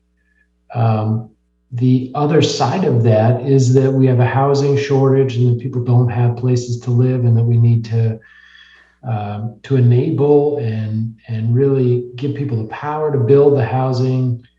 And this is people building it on their own properties. This is enabling property owners to put it in their own backyard. I mean, this is the ultimate YIMBYism to say, I'm willing to create housing right in my own backyard. And I recognize that their backyard might be right next to somebody else's backyard who might not want it right there. And I'm struggling with that, because I appreciate the argument that you don't want people looking in your backyard, but I also appreciate that our housing shortage has reached a level where we're facing state laws just like this that are pushing us in this direction, and we might not otherwise be entertaining these things. So that's where I'm at. I mean, I'm struggling to articulate exactly where it is, but I would say the most compelling thing that I've heard during this meeting came from our planning commissioners and came out of the planning commission meeting, where they struggled with this a lot longer than we did and grappled with these things. And I appreciate the hard work that they put into trying to come up with the right set of guidelines and rules and setbacks and everything else. So I want to thank staff. I want to thank the Planning Commission and thank my fellow council members. I'm going to vote on this thing, but I'm really torn. I'm struggling with both sides of it. I do think that creating the housing is good. There will be some ADUs that people don't like and don't like living next to, I think. Those are my thoughts. City Attorney Prasanna, did you? Just a brief comment, just a reminder for the council that this is a study session, so eventually, of course, the council will be voting on it, but for now, staff is just simply requesting feedback. No votes tonight. Okay. All right, I'll chime in here. And, I'm hearing a lot of sentiments that I have. I'm very conflicted too. I mean, this is a balance that we're trying to do. I don't think it's yes or no. I think it's kind of a continuum of being able to do what you want to do with your own backyard and the housing shortage that we have and addressing that. And it's also being able within reason to have your backyard, if you're adjacent to an ADU, how you want it to be. It's not going to be exactly how you'd want it to be, I think, and nor should it be. But I think it's like, where in this continuum do we put the slider? I too very much appreciate, first off, staff's hard work on this, and I especially appreciate the Planning Commission's deliberation on this. I thought it was very thoughtful, and what I appreciated most is that it looked like they were really making a strong effort to compromise on a lot of the negatives that I hear worried neighbors and concerned neighbors that would be that live adjacent to an ADU, and is that they don't necessarily want windows looking onto their property. They don't want decks looking in their property, because I think that it does make sense in principle to me to treat an ADU like the home. However, when you start messing with the setbacks, I think that changes it a lot. It changes the dynamics a lot of this discussion. I particularly wanted to comment I think it's on the daylight plane thing, because the daylight plane to me is how height feels. You can have a very tall structure with adhering to strict daylight plane requirements, and it doesn't feel that massive in front of you. Vice versa, you could have a relatively shorter structure that doesn't adhere to daylight plane, and all of a sudden it looks like it feels like you have a wall right up against your property.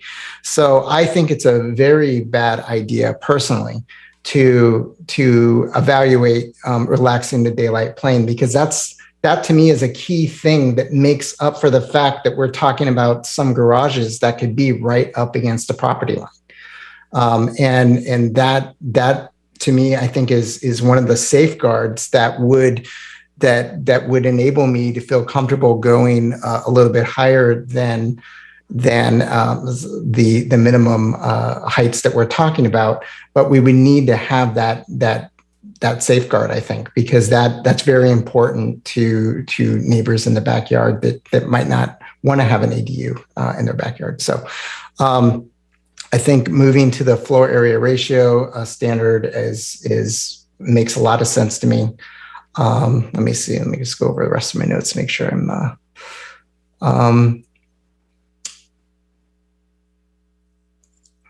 Yeah, that's where I stand. I guess in terms of heights, we're not really, we haven't really been throwing out specific heights yet. But I personally think I feel more comfortable with the middle ground one, the 2028, because I think that's a good balance in between.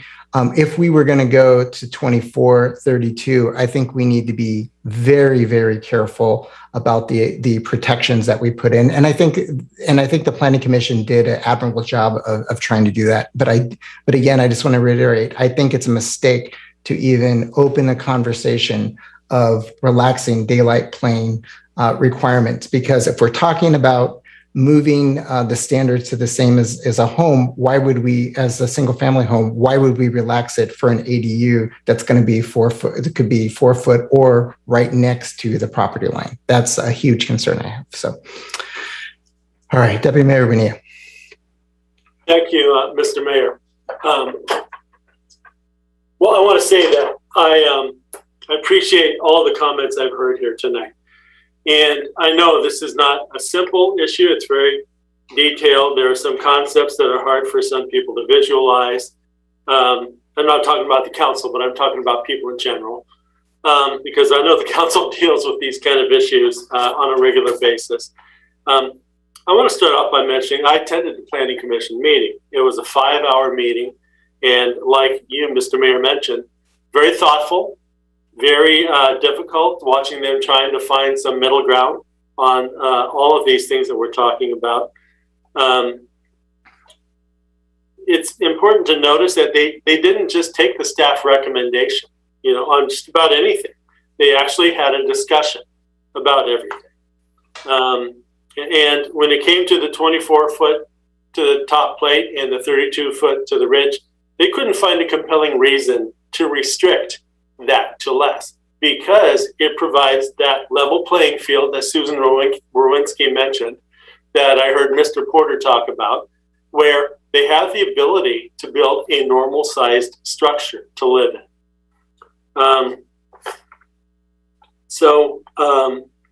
Susan Rowinski went on to say, that 71% of the homes in San Mateo are on lots of less than 10,000 square feet.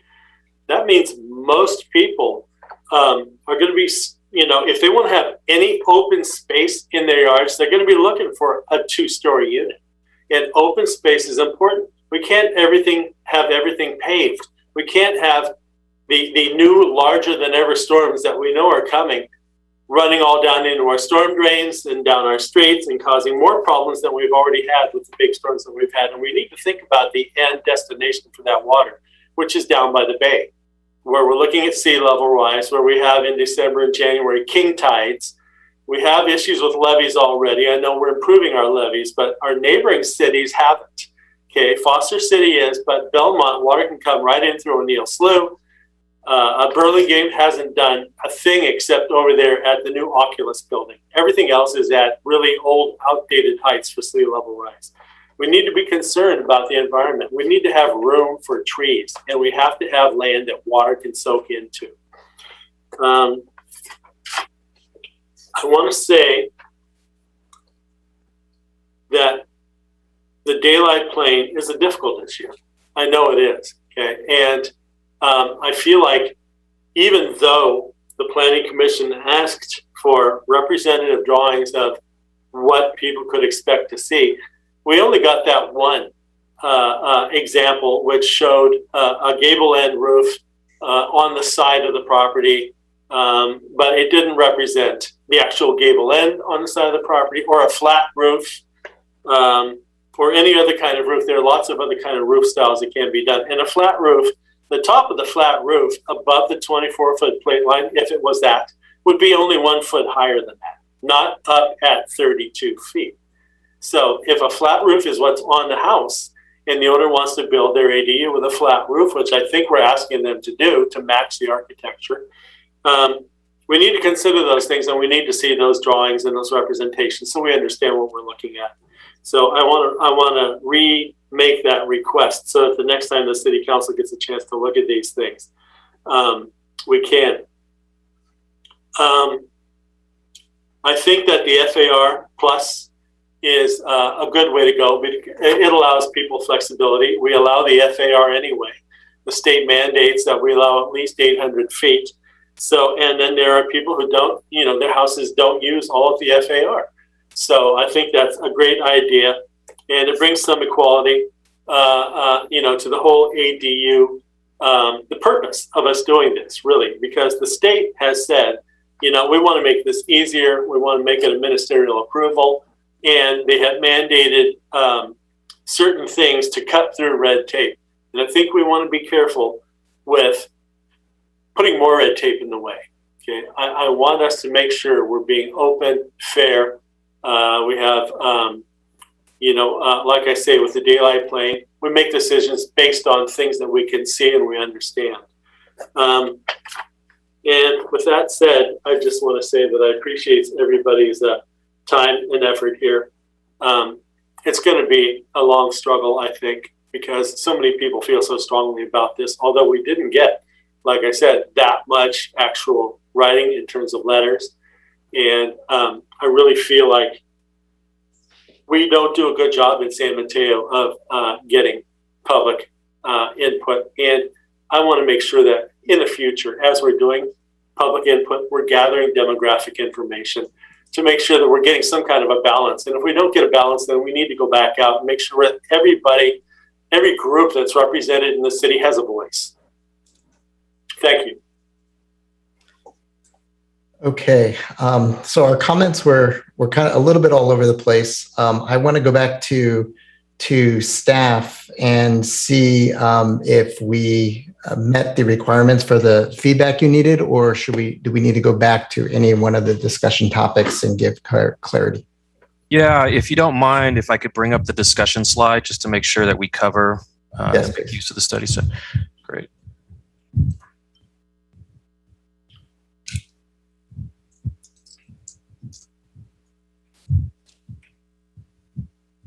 Well, I guess one question we would want council to consider is the question regarding additional reach code incentives or requiring additional reach code requirements. Question.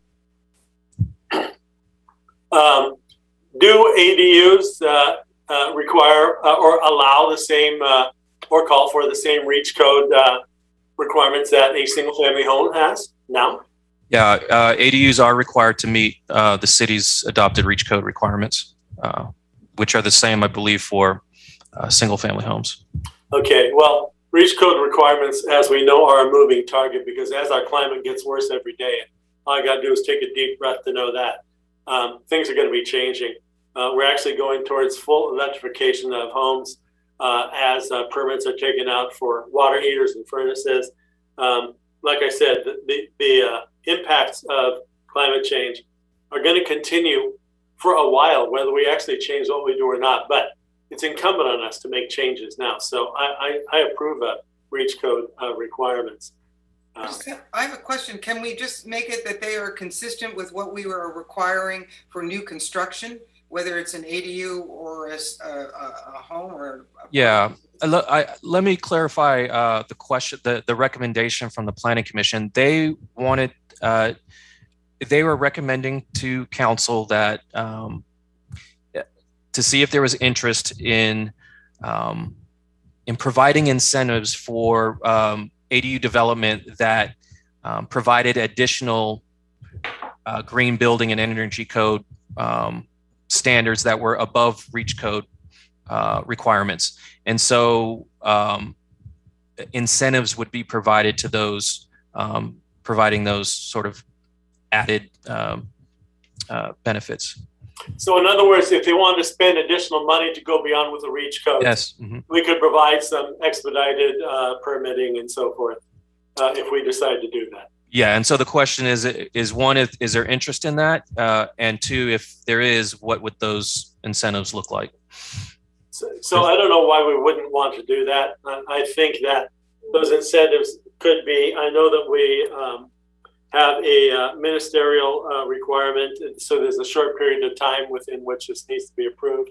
And I guess we should look at, we should ask you to look at that. And when you come back to the council, what types of incentives could we provide for people that choose to reach beyond with their REACH codes?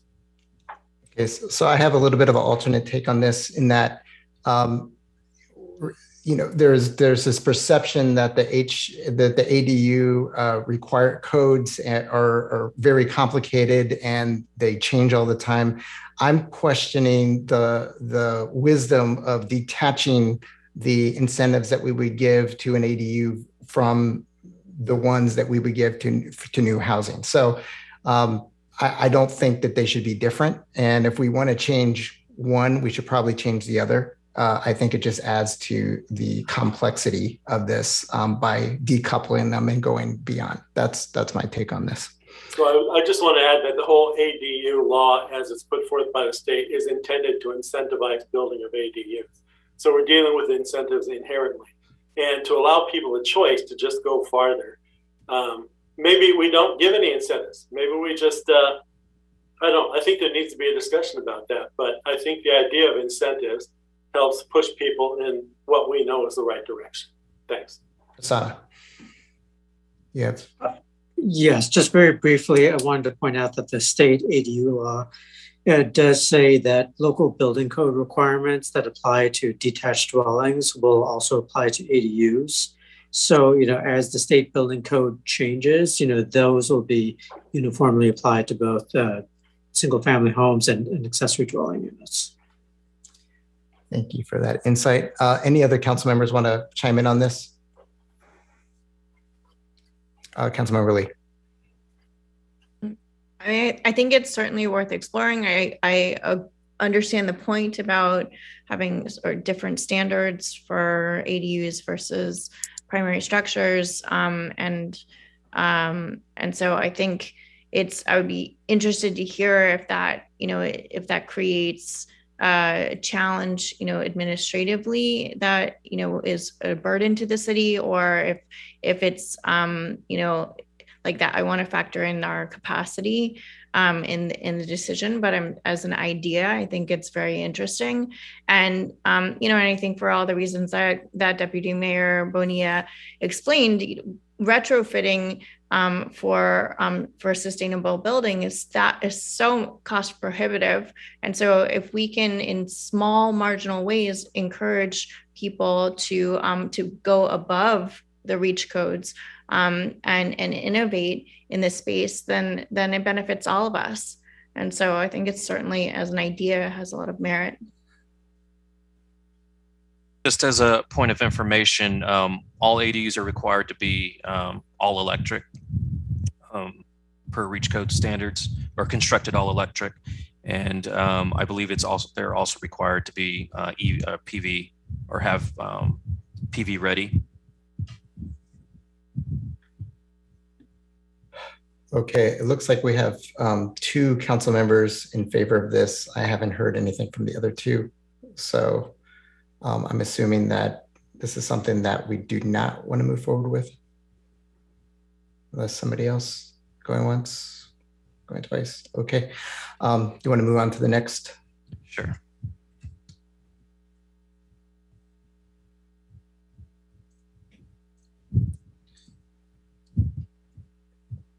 I guess the question, the big question, ADU height.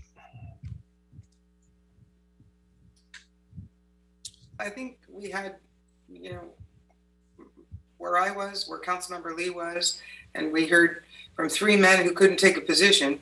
But no, I'm kidding. I'm kidding. But, you know, I throw this out there. There seems to be some, you know, we got to build consensus here. Is it that we could build consensus around the middle option?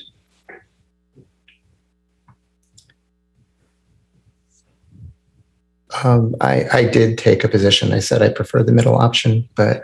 Oh, I didn't know you were definitive. I apologize, Mayor. That's okay. But I really do think it really depends on the protections that we could that we can put in place. Me personally, I think that the B option is a happy medium, at least initially. But I think I could be persuaded to move up to the other one but it really depends on what the final thing looks like. Because if we're talking about windows that are overlooking other adjacent properties or things like that, I'm not talking about like an alleyway or a street. I'm talking about like a backyard. That I would have a serious problem with that. Any other? You want to? I would agree. I'm at B and C, so I think B and C should both stay in the mix for now, and I don't know what the final vote for an ordinance will look like, but if it I certainly see a place where we could go with C if there are I don't know. I could be convinced to go with C. I think I need to envision it better and see what the realistic limitations are in various scenarios, and just continue to hear more public comment in order to make my final decision. But that's where I'm at. Councilmember Lee. I just wanted to point out that the way that the ordinance is written right now through the recommendations of the Planning Commission and the staff, that we've actually exceeded and gone above the privacy requirements. So privacy was central to the the deliberations at the Planning Commission level over the 5 hours, and so I think that many of the considerations that you raised, Mayor, were factored in this existing ordinance. That is true, but I also hear us considering, I don't know, I guess we'll get to the slides later, evaluating daylight plane alternatives and relaxing that. And to me, that's a big factor. Okay, so Plus just we're only in the second hour. I mean, 3 hours from now, you could probably convince them. Maybe. What did the Planning Commission go? 5 hours? We could do 5 hours. Well, where just in terms of to show my cards, for me, I would opt for option C with preserving the daylight plane, and that would be a reasonable trade for me. For me, I could go to B for a trade, but I couldn't go to C, I don't think, not with the 4-foot setbacks. Dr. Mayor Bonilla, do you want to reiterate your position for C? Sure, easily. Yeah. So I'm really stuck on C. And I think because it represents standard construction that we have in San Mateo, it's the same height that's allowed in R1s and R2s. It would not create a shorter, more confined, more restricted, more stilted construction. By the way, if you have framing for a first floor that's at the setback 4 feet, and then you have to set the second floor back farther, you have to construct separate foundation supports. You have to have additional framing, posts and beams, more expensive and more detailed work to support that setback, that additionally setback second floor. So it is punitive because it would cost people more to comply with that than it would to just build normal living space. So for now, I'm really favoring C. How do we do, Philip? Great. I just want to ask for clarity from Councilmember Pappen, you mentioned you could go to B with a trade. Are you alluding to like the daylight plane or?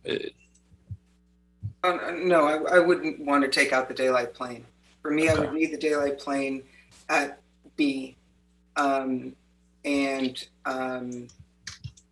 I hope that answers your question. It does. One moment. Oh, I'd like to add to my comments regarding the daylight plane. Please. Okay. I believe we need to see additional roof types shown with daylight plane drawings. I don't think we're getting enough representation for everybody to understand what the implications of a flat roof versus a hip end on a roof versus a gable end, or the different ways that a building can be oriented in a backyard. I think we need to see more.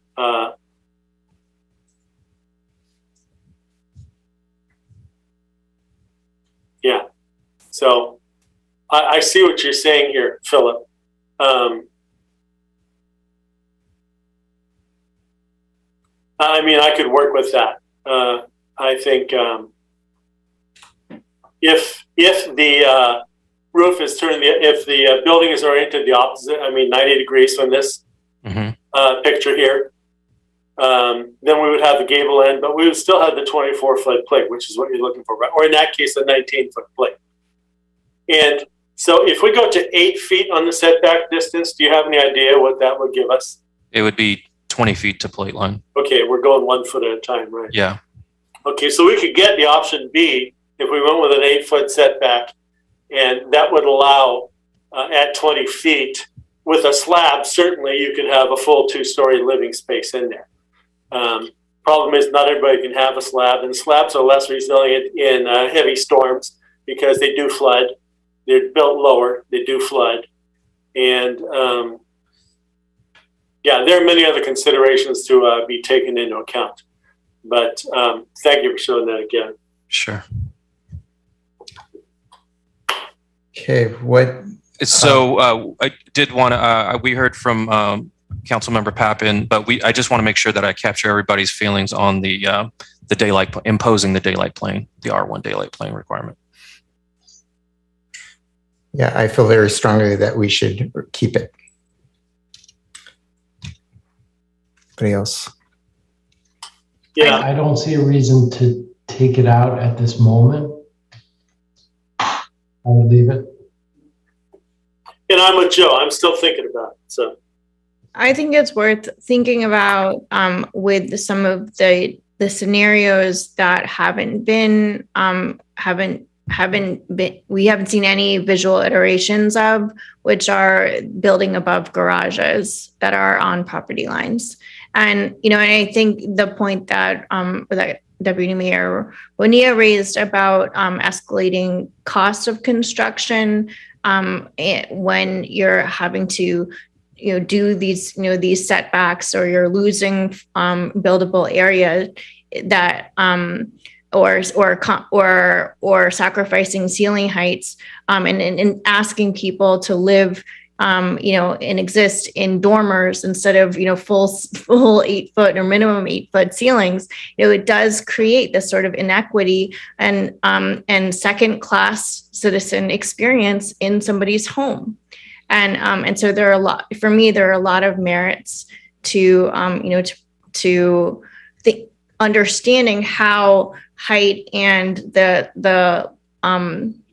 daylight plane interact. And I don't feel like I got enough information about it. However, if I had to make a choice between one or the other, I would choose height over the daylight plane. Okay, great. I just want to make clear to the council that the only restriction would be the plate height where it intersects with the daylight plane. A property owner could have a 24-foot plate line closer to the interior of the lot. It doesn't restrict plate height across the structure. It's only at the daylight plane. I just want to make that clear. Yep. Right. So we could come back later and decide that, well, we'd like to see for full 24-foot heights, additional setback on the side setback. Yeah, sure. Yeah, we'll definitely come back with graphics, Okay. different roof styles and orientations. Okay, thanks. So with regard to the maximum size for ADUs, whether it be attached or detached, it seems like we've received comments from each of the council members regarding this at various times during the study session, but wanted to clarify if there was anyone opposed to the currently proposed approach to FAR for ADUs. No, I think we have consensus on that. And Prasanna has his hand open up. So, just a brief comment that the ordinance would be written in compliance with state law, which has certain limits for size of detached ADUs, not exceeding 1,200 square feet. And then for attached ADUs, not exceeding 50% of the home size. So the ordinance would be reflective of those state law limitations. I'd like to point out that I think the Planning Commission did recommend increasing the size of the attached ADU from 500 square feet to 650 square feet. The thought being that this would allow space for an office space, since many people work at home now. Also, there are many different uses that somebody could have for that additional 150 square feet, which is not a lot. Was that the JADU? Yeah, that's for the attached ADU. For the JADU. The JADU, right. The JADU, right. And, those are my thoughts. And just to clarify, and Prasanna, maybe we can talk later, but I believe the state regulations allow cities to establish more permissive requirements than the state requires. And those parameters regarding the detached ADUs being 1,200, a max 1,200, and attached ADUs being 50%. Those are for cities that have not adopted a compliant ordinance. Those are the default maximums the state established. And let me add, I did get contacted by a homeowner who was trying to build a JADU within the 500-foot construct, and he was having a lot of difficulty because he found that he was limited on the counter size he could put in. He was limited on the size of the sink he could put in. I don't know if those things have been addressed, but we need to be a little more permissive on allowing actual usable spaces. So that's why I think the 650 square foot is very reasonable. And just to chime in here as well, so we can discuss the limits of the ADU size offline, but to be sure, it'll be at a minimum consistent with state law requirements. Okay. The only remaining questions we wanted to cover were if the council had any particular feelings regarding architectural design standards for ADUs and objective design requirements. And so I know those are a bit those sound similar. I think what we're looking for is, does the council feel that detached units need to match the architectural style of the primary residence? And then the objective design requirements speak to, the balcony and decks question, obscured windows, and window sills above 5 feet, things of that nature. Councilmember Lee. Well, one of the things that was raised, one of the points that was raised in the Planning Commission meeting was about the sort of differentiating the detached ADUs. And I think it was you actually, Philip, who said that one way to structure the ordinance would be for detached ADUs, not applying the architectural design standards to have cohesive architecture because there's so many prefab options that are so much cheaper for housing production and construct. So the construction costs would go down significantly and make this actually feasible for many more people. So if there's a way to differentiate between, detached structures that are prefab and not applying an architectural design standard that would be cohesive, I think that could give people a lot more flexibility and alleviate the cost burden to actually make this, make this really a real possibility for people to build in their own backyards. So to be clear, where the proposed ordinance is currently at, we're not requiring a detached new construction ADU to match the architectural style and materials of the primary residence. So I agree with that. I think that the attached ADU or the attached JADU should match the house, but a freestanding building should not need to. Sir, I have no preference for the detached having to match the house. I mean, people have to get it done. That's not a big concern of mine. How would that work for an existing garage? Is that just detached? It could be anything. Right. So we did make a distinction that in an instance where you're attaching an ADU to a detached structure, such as a pool house or a garage, that you must provide a uniform and integrated design between those two structures. The primary residence, it doesn't have to match, but those two structures that are being attached should match. That makes a lot of sense to me, personally. Okay. I'll chime in on, I really liked most, if not all, of the objective design requirements that the Planning Commission recommended. I thought that they were very well thought out and worked. Anybody else want to chime in on that? Okay. How's that? Do you need anything else? No, I think we're good. I appreciate all the feedback, and we'll get working on this immediately. And I support what the mayor just said too. I think that was good work on their part. And I just wanted to point out, I think you did a phenomenal job, Philip. This is a very difficult subject, a lot of nuances, a lot of different opinions here on City Council and the public. I think you did an outstanding job. Thank you. I appreciate it. Thank you. Okay, let's close this item and move on. Let me pull up my notes. All right, we got reports and announcements. Do we have any reports and or announcements? And Councilmember Lee.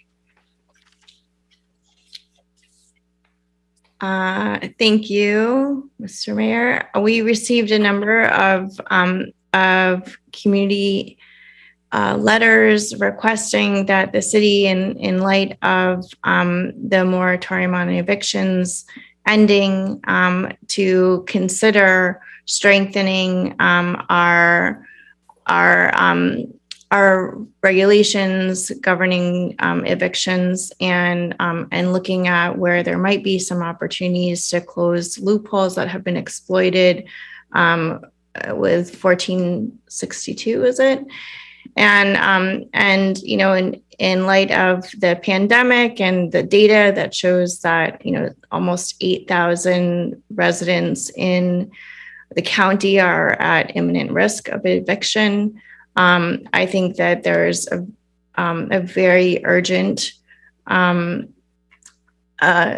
reason, or there's a lot of urgency, I should say, to look at this issue as a council.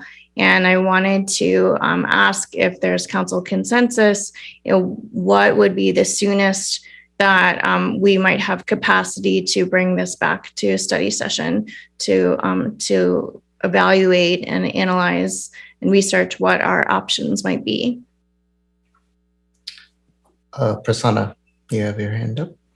I just wanted to briefly mention that, you know, any kind of examination of that issue would require a careful examination of state law, including what Councilmember Lee mentioned, AB 1482, Costa-Hawkins, another state statutory scheme, other case law that would apply, And so, there are some capacity constraints that are kind of at the forefront here for, examining an issue like that. But, in light of other matters that the attorney's office is looking into, such as district elections.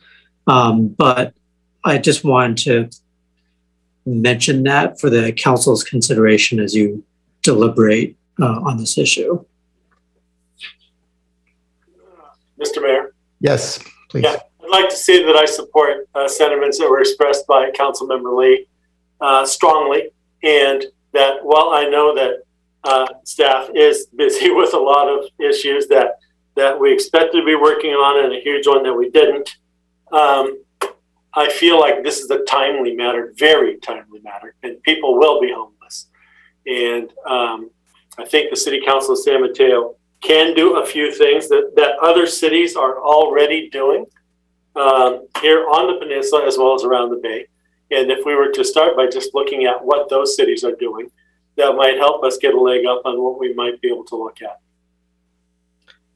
Okay, thank you. Do we have any other thoughts or a third council member that supports this?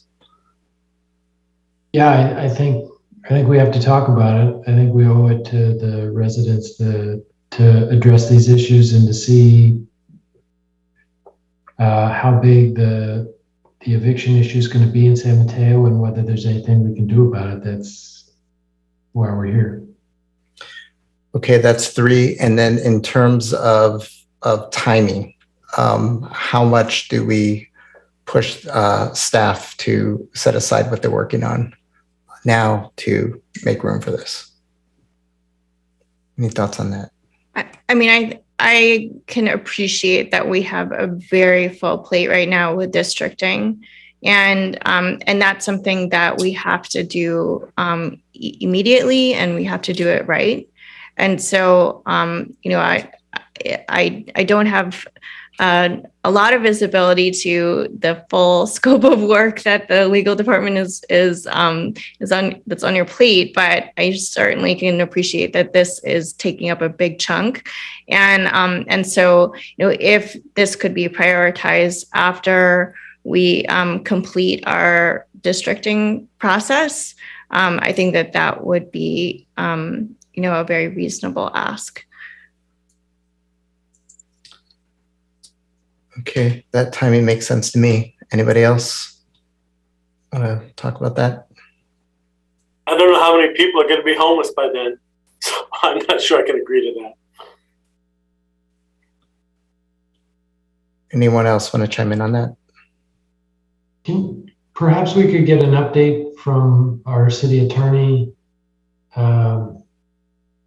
offline. I'm between now and our next meeting. Could we? Maybe I'll just make a note to myself to talk to Prasanna about what the capacity is and how soon we might be able to do it, and if we need to at the next meeting, we'll say no. This really has to jump to the top of the list. And when you say our next council meeting, this would not include the public hearing number 2 for district elections, presumably. This would be the following meeting in 21st. 21st. 20th. I'm just making a note to myself to have a conversation with you offline between now and our next meeting, and if I need to, we'll bring it up during reports and announcements at the next. It would actually be the 20th, Monday. Council meeting. Okay, Drew. Yeah.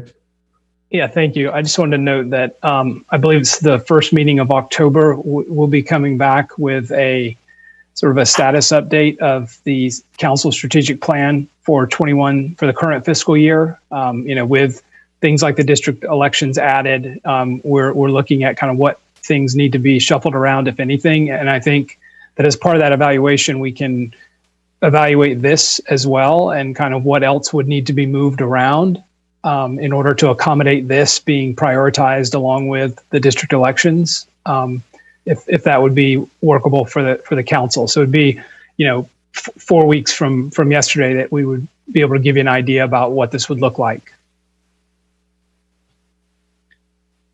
For me, given everything that's on our plates, or on your plate, I should say, I think that sounds very reasonable request to me. Anybody else? Yeah, like I say, I don't know how many people will be homeless by then, and I don't want San Mateo City Council to be seen as not helping the poorest and neediest for whatever reasons amongst us, people who are displaced as a result of COVID or lost their jobs, all sorts of things. There's a lot of good reasons why we have to look at this, why it's happening. Okay, but the fact that the support has been enabling people to continue to live in their homes is going to be gone. So I would urge us to talk about it as soon as possible.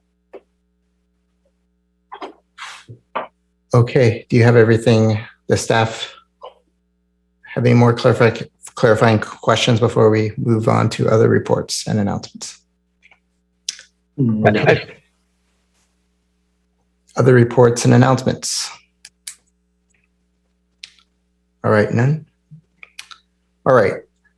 So this evening, I'd like to adjourn tonight's meeting in honor of a true hero who recently passed away.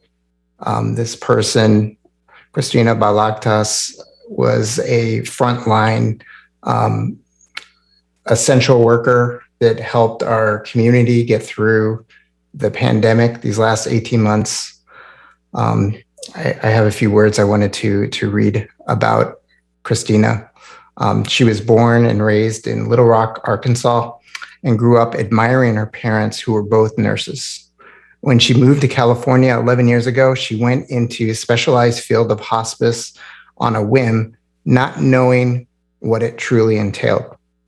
After being in the field for more than a decade, she says, quote, "I'm glad I took that leap of faith because I truly feel I have found my calling and I can't see myself doing anything else." During her time as a hospice nurse, Christina served countless patients across the Bay Area, many in San Mateo. She loves the San Mateo area and the residents who live here. And she had some of her best memories here, both personally and as a nurse in San Mateo. While serving patients in San Mateo, when Christina lived in the East Bay, she would regularly visit various restaurants before going home.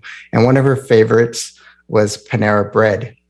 She has fond memories of days spent at Central Park in downtown, enjoying the bountiful and eclectic assortment of experiences that San Mateo has to offer.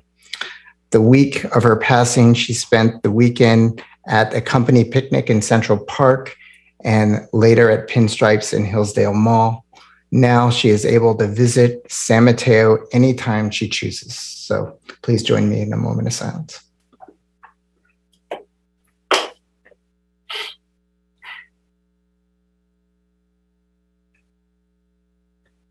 Thanks, everyone, and treasure every moment you have alive and stay safe. Good night. Good night. Record.